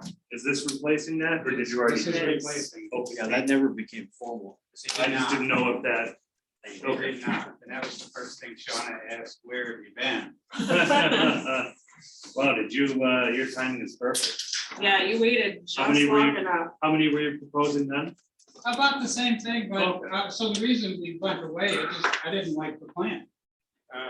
Basically, wanted to come up with something that made more sense, so we just do not go out. So let me walk you through the plan. So back to Fire Hall Road, basically 2 entrances to this plan. You come in, this would be the restaurant clubhouse. This would be more commercial space here. This parking lot serves here, this parking lot serves here. Depending on how this goes, you could extend this parking lot this way. This should be the last building built for the whole complex. You could also expand this one this way. The stormwater ponds are built, are sketched out very large. I took the 100-year event and then made sure they were. So kind of you talk about a sketch plan, so we're talking about what's the story here? What are the connections? What's the scale? We're really trying to create a urban city approach here, which the elevations of the building, we come up with a 3-story version. We're thinking about string lights across the whole street to create this social, festive appearance to it. This whole open space right here is larger than a football field for walkways, landscaping, trellises, event tents, whatever makes sense. The stormwater ponds drains into this ditch, which then connects through this thing that we're not going near or touching this. Easements wise, I think we're too close here with this building, which is pretty easily addressed. We can chop off the unit there. Same thing with here. Up here, we're 90 feet away. Do you want me to pull up your facade? Yes, please. Wait, going back, all those are private roads except for Emerson and Fire Hall. Correct. Correct. Can you go to the 3-story one that I just sent you? Are these for sale or No, these would all be townhomes. rent? Rent. Yeah, So all in one lot. all one lot. They're all one home. Oh, here we go. Yeah. Down, there we go. Is this the one you want? No, that's 2. No, there's a triple one. I sent it to you in an email, Sean. Maybe Okay. it didn't get included in the package.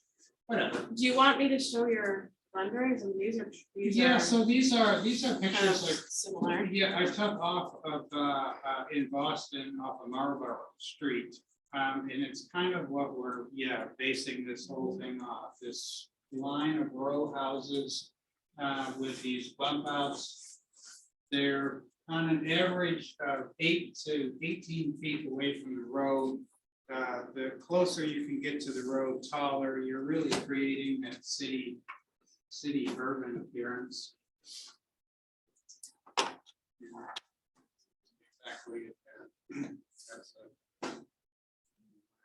That's a good one. This- That's all right, because form-based code is very, very visual oriented, so these are good. Yeah, the railings out front, they're really, these create a really nice edge. So you've got this public space down Fire Hall Road, but then you've got this abrupt edge that now you're in private property. So these would be facing Fire Hall. Fire Yes. Hall Road, Okay. yeah. Absolutely. Would it be the same on the units off Fire Hall or something different? So a little bit different, so it's funny, we got into this discussion in the sketch plan, so these here do make sense to flip around, so the front is facing this way, Yeah. same thing with Yeah. these. Yeah, Not so much here, I think, so the problem with this lot, this is a really complicated, there's easements all over the place here, not just the road. There's the gas line swinging through here, not to mention the ditches. Well, I forget where I was going with this. What were we? We were talking about orienting the building. Orienting these and these, but I think these make sense to face this way. Same with those in the back, spin those around. Those go that way. So kind of combination of what's going on. Any interest in like, I love those streets in Boston, but when I was there, we always went to like a coffee pub or something like that. Anything like that planned in this place? So, yes, there is, exactly. We're thinking this ends up being a restaurant, public. Same thing across the street, this ends up being a coffee shop, ice cream, bakery, that sort of thing. I think it makes perfect sense. So you have, just for clarification, you have mixed uses being proposed in this development. And that area that you're pointing to is what you would identify as the retail, commercial area, and the rest of it would be residential. that would be retail, commercial, and your clubhouse and leasing office probably. Yeah. If that's your pool. What's involved, 1, 2, and 3 bedrooms, however. Yeah. explain the clubhouse a little bit, just what amenities might be in there. The leasing office would be in there, and then like an area for parties, like a typical. Yeah, probably some conference room seems to work out very well for clubs and meetings, that sort of thing, yeah. You talked about flex workspace, is that where it would go? Workspace, so both of these would be 2-story buildings, so we talked about that over there. I mean, a lot of these places have those gyms associated with them. There are so many gyms around town now, it's. You'll have the big new Y very close. Oh, yeah. The new 82,000 square foot So- Y. Fanciest Y ever. Yeah, it's actually gonna be right. Well, you know where Tops is, it's Yeah. not far from it.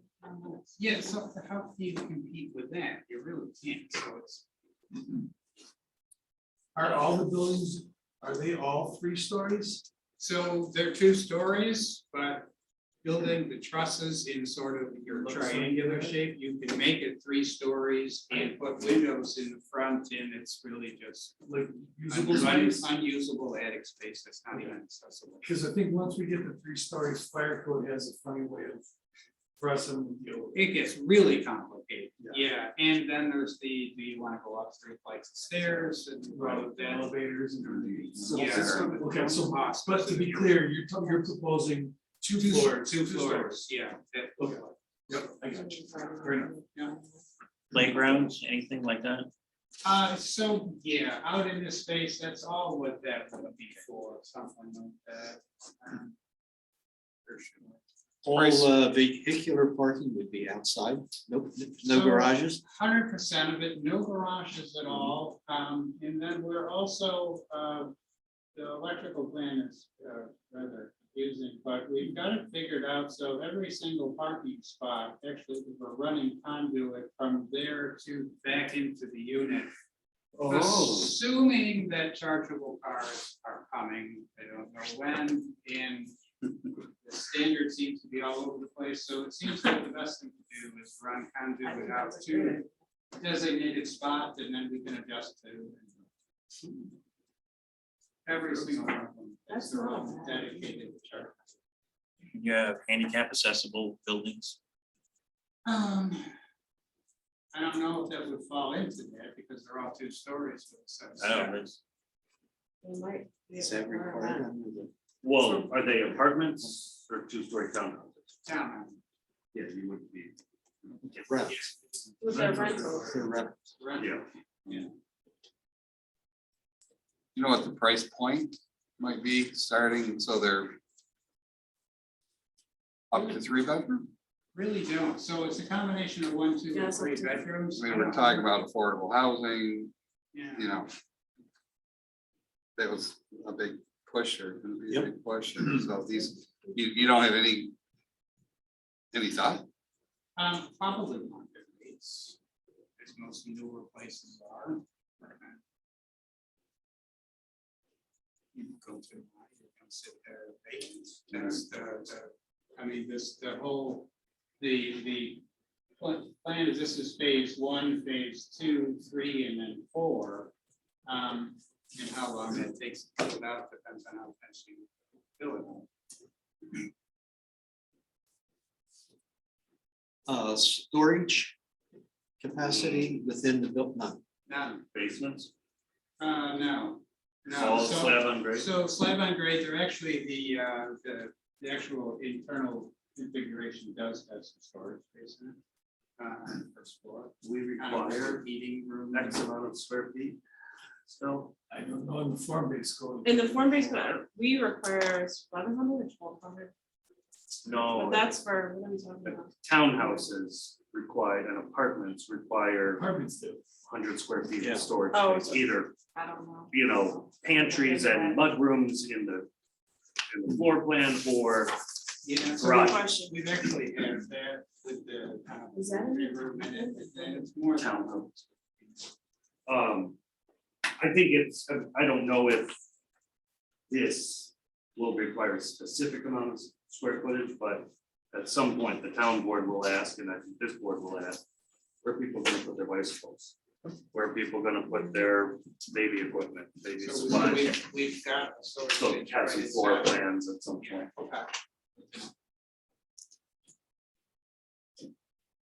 Mini storage across the street. So that's just it. There's so much of that. Why? Yeah, it's good. Right north of it, right? Yeah. But bicycles, I think. But no, you're right. You're Yeah. exactly very much correct. Normal every- Yeah, I think the town and the applicant and the people who live there will not appreciate having seen bicycles at the back door, That's true. Yeah, golf clubs. yeah. So inside, there is storage. If there isn't, there should be. Yeah. There's a balcony, we've got planned out on every single one on the 2nd floor. Yeah, yeah. Nice.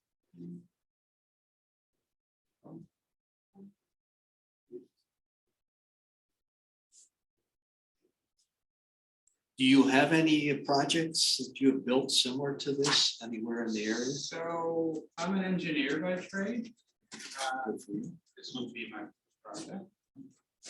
Something I've wanted to do my whole life. I don't know why I'm just getting around to it now. but, Yeah. You're the outright owner of the property or? I am.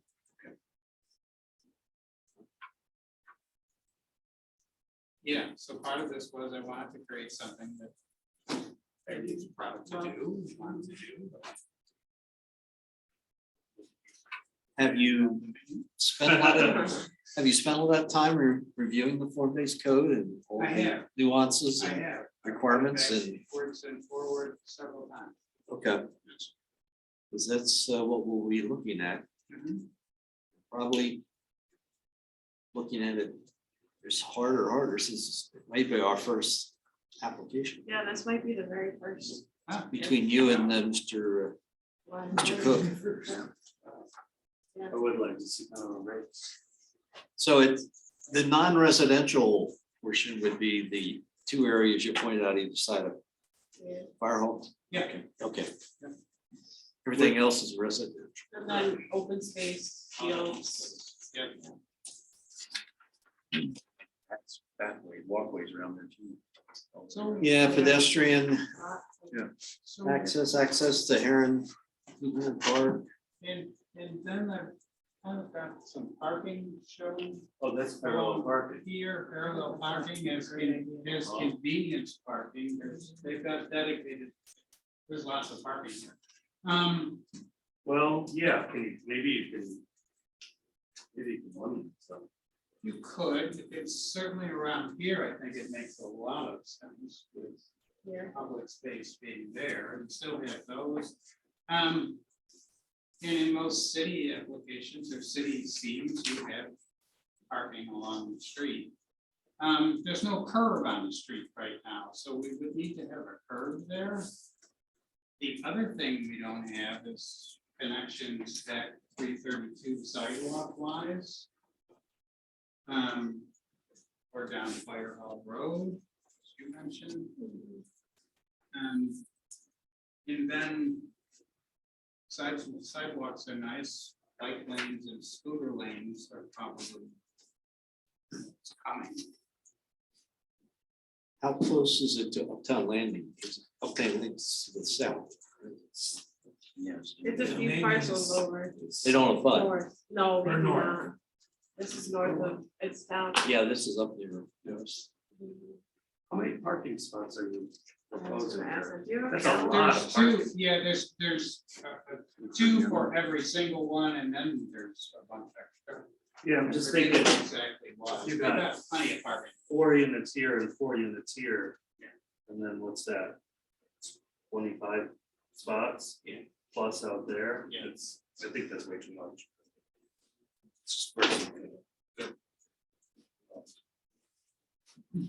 So those units on the left there, they would be looking into the back of the units along Fire Hall, right?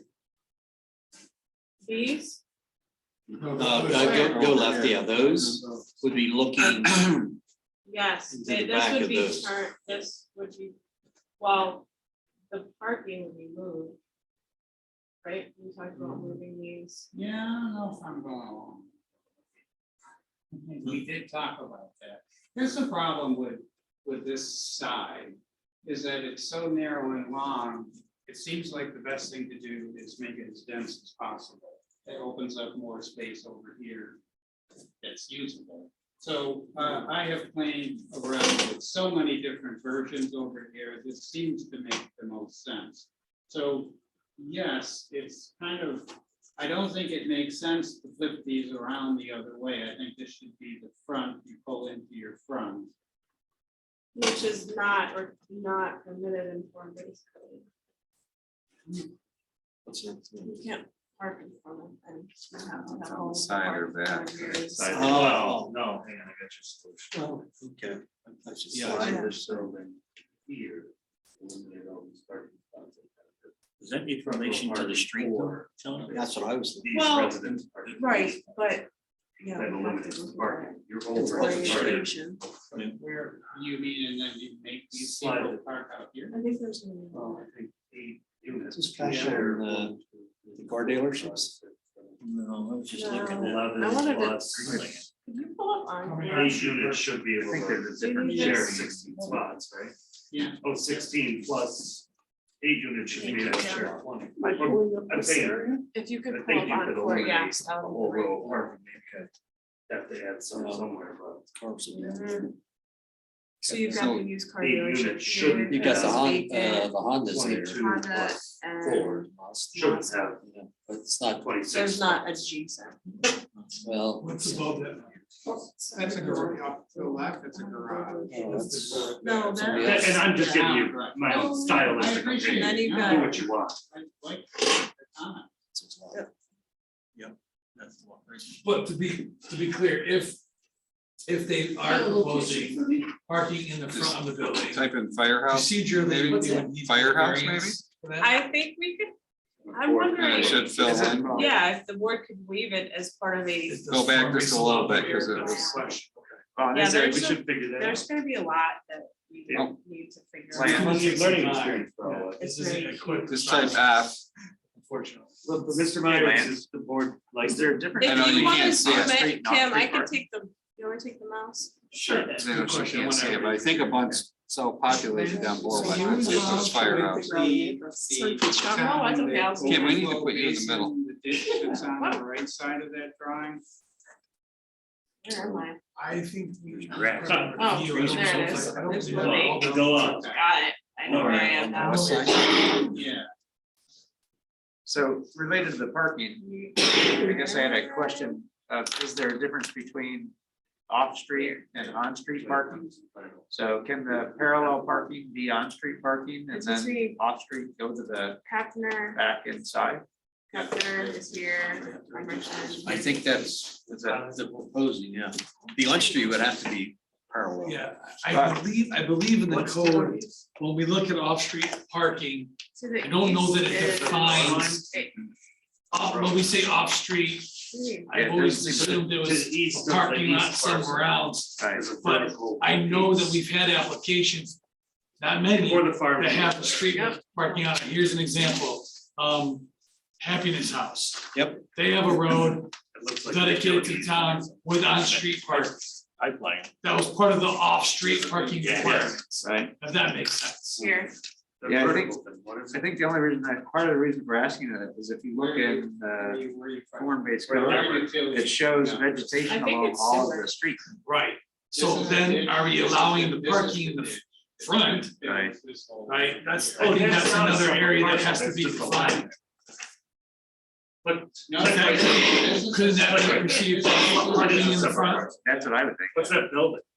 Here? No. up- For up- residential Yeah. or commercial? I think Or that's like Form-based doesn't matter. Well, no, I know. Oh, that's a. If they're residences. this is. Well, it talks about, it does talk about the Separate. use, so the use, Yeah, this is residential use. easy. What requires section is that license. in? What section are you in? That's On page 44. Could we, oh, could we get one meeting here going, people are talking different directions. All right. Are you getting squared away, Chris, as to your orientation, as to where you are? You know? You know Oh, where no, it is. I just was curious why that, it looked like a gas line, which is a pipeline or something, that's why I was asking. Some of the questions that have been raised was off-street parking, whether or not parallel parking in front of the building is considered off-street parking. I referenced that Happiness House had something very similar. The other question that got brought up was that, is that parallel parking in the front of the residential building, in front of the building, which it may or may not be allowed for the code as well. So we'd have to look into whether or not that would be something that would have to be either a waiver or a variance, depending upon procedures.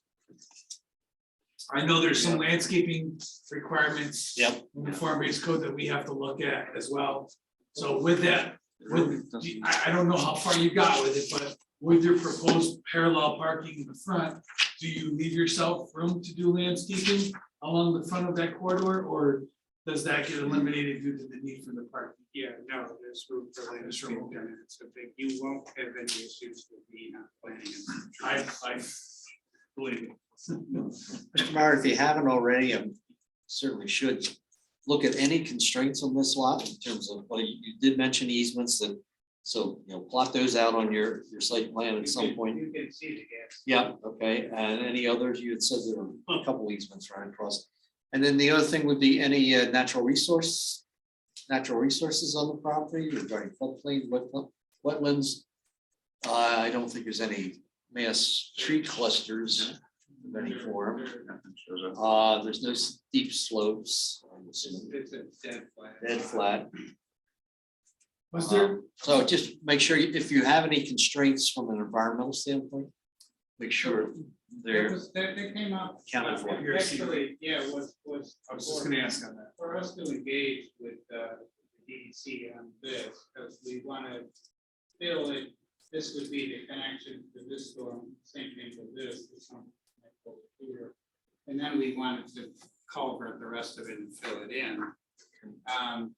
So I've started that discussion with the DEC.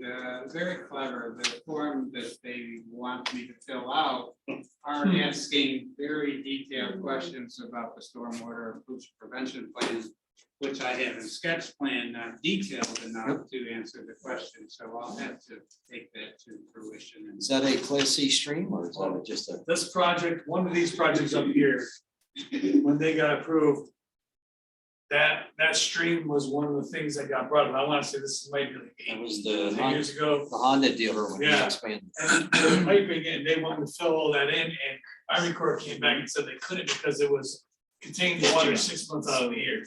Whether or not they documented it or not, that's what they said, so we couldn't fill it in.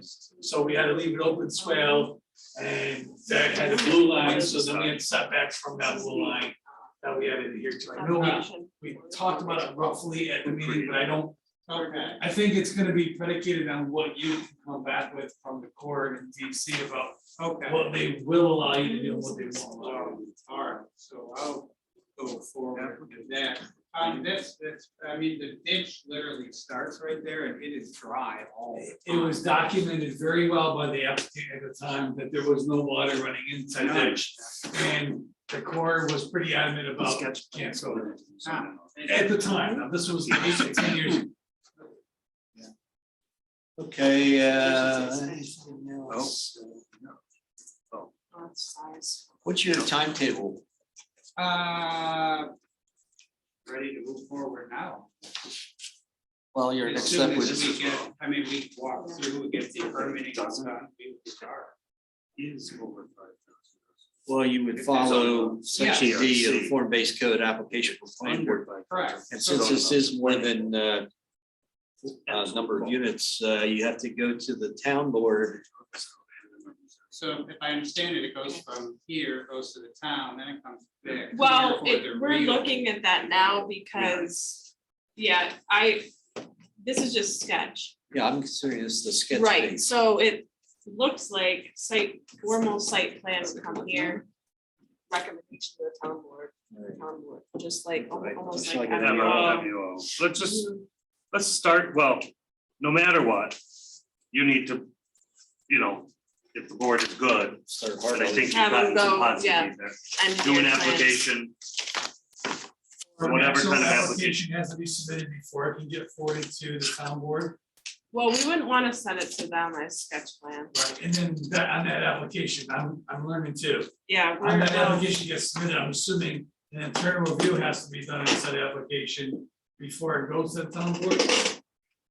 well, here it's saying it would come to planning board first. well, let's not worry We about it need to- right we now. need We to gotta go have the through code in this. front of us. Yeah, Maybe the three of us can get on a conference I call. wouldn't mind.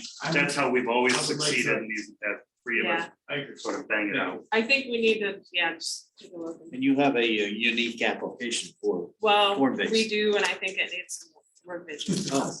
Bear with us. Yeah, so again, First time you're doing we it. So appreciate. you your won't really know if patience. we're I doing won't at all, no. be gentle on us. But I think you've got to, because we don't have a set way to do this, it may sometimes appear that we're doing it wrong or delaying you or something like that. I think you've gotten some seriously positive feedback here. Yeah. From, as an initial starting point. So we're gonna try and move it forward the best way we can figure out.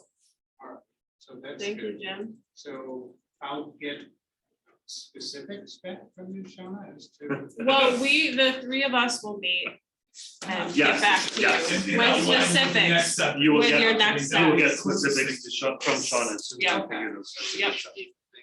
Yes, we will keep them moving forward. Terrific. Terrific. Thank you. I'm sorry to keep you waiting. Oh, that's perfectly fine. Hey, the more you come to Exciting. see us, you move up on the agenda. That's not true. It's the reward base. That's a reward. All righty, let's move on to the approval of the minutes from the April 26th meeting. So moved. Second. Okay, all in favor for the discussion, aye. Hi, Jim. Thank you. See it. Good job. And we have nothing under board business. Anybody have any reports on their due list? I can just say that Lance, Jim and I are going to meet this month to go over the site. Well, he wanted to do it next week, so we haven't picked a day, so. we'll have to pick a day. So we will be, I'll be working on my project, so. Chuck, I'm happy to on the solar and the charge, I'm sorry, the EV charging piece. Happy to connect with the board and share my findings anytime. I did that today with Shauna and with Chris. Oh, what's up? Just to kind of get input. Chris Jensen, sorry, Jensen. Not Nadler. So anytime you guys want to see that, I can share findings. Anytime you're ready. It's a great.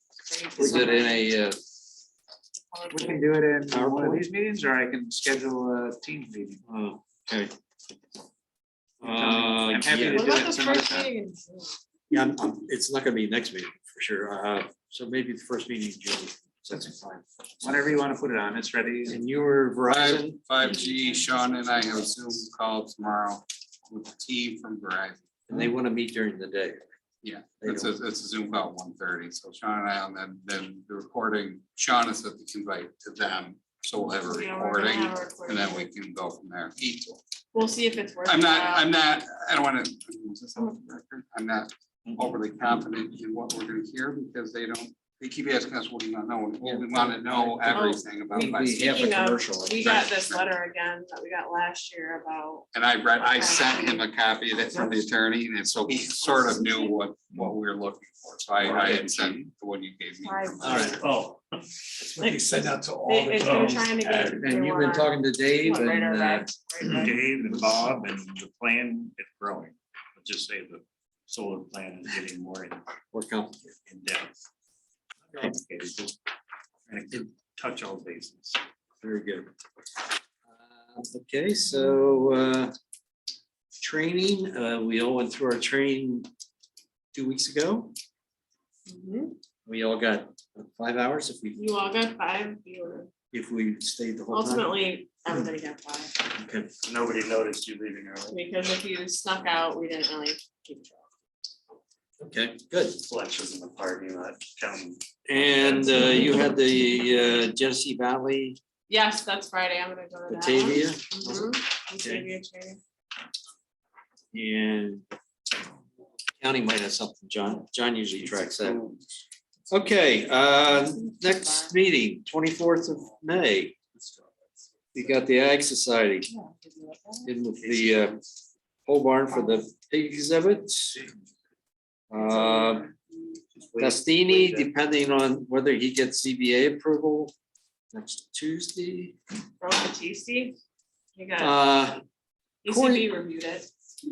Not paper. Right, but he's got to go through the Yeah. ZBA. So if he's not successful, we would see. Westbrook, this is, yeah, this.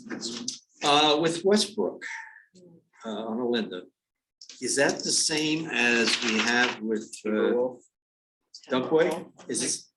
It is, It's identical. it just hasn't been, So does Doug have to request a interpretation for that too, or is it? Did you issue the same CLD? and I gave them. So we probably will not see Westbrook. Westbrook likely to have to be continued to the same meeting at 10. Well, minutes. no. Well, the issue will be resolved. No, you're right. The issue will not be It's gotta go to resolved. the ZBA. Yeah, that's all. June 21st, Oh. right? Well, It's not, there's nothing formal yet, but it's. I'm just saying, It's the same It's the same, criteria. it was the same exact interpretation. Yeah, same issue. But we probably Same should let issue. Westbrook know A lot on a private before he road. shows up to this meeting. So someone will have to tell Mr. Westbrook that, Let Chris call. Not you, Chris. no, You're good. okay, so that'll be off. And Brennan Wood, Oh, Brennan, I yeah, have no idea. he's putting in an addition. Okay. On Let's West get Creek CBA Road. too. Is there a ZBA? Yeah, CBA. Okay, For so- 2 setbacks, I believe. So he's up for next week? Yep. ZBA? Yep. So it'd be the same as Bastini. Okay. Yes, And Uptown Landing we'll will hopefully be come here back on the 24th and and our friends. in across Sunset the lake. Ridge. Okay. I didn't mention Amanda, her, I don't know, break her I shoulder. think she said she broke her shoulder. She fell on Sunday.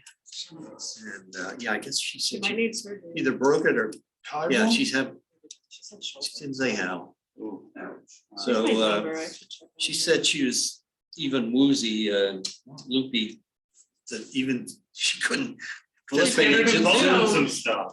I said loopier than normal. No. She said, yes, I'm more loopy than I know. So They just mentioned that. she may be zooming with us for a while if she, and she bought a car with a stick shift. Oh, my God. Perfect time. Perfect. So wish her well. Does that mean that I get to make the motion then? You're up. here. Oh, it's your turn. I Good call, guess if nobody else has anything. How about it, Mark? You're the next in line. Designate. I'll make the motion that we adjourn the meeting at 20:48. May 10th, my birthday. What? What? You just second now? I got the second. Why didn't you tell us earlier? Chris is- You would've had Chris cake. always Usually brings cake say. in. I didn't want any Chris always preferential brings treatment. cakes down. Yeah, no preferential. No, I do not. I just say. She's very sharp. Okay, we got a motion from the birthday boy, second from Bob. Impropriety. All in favor? Aye. Happy birthday, Mark. Okay, aye. Hey, Kim. You're a little older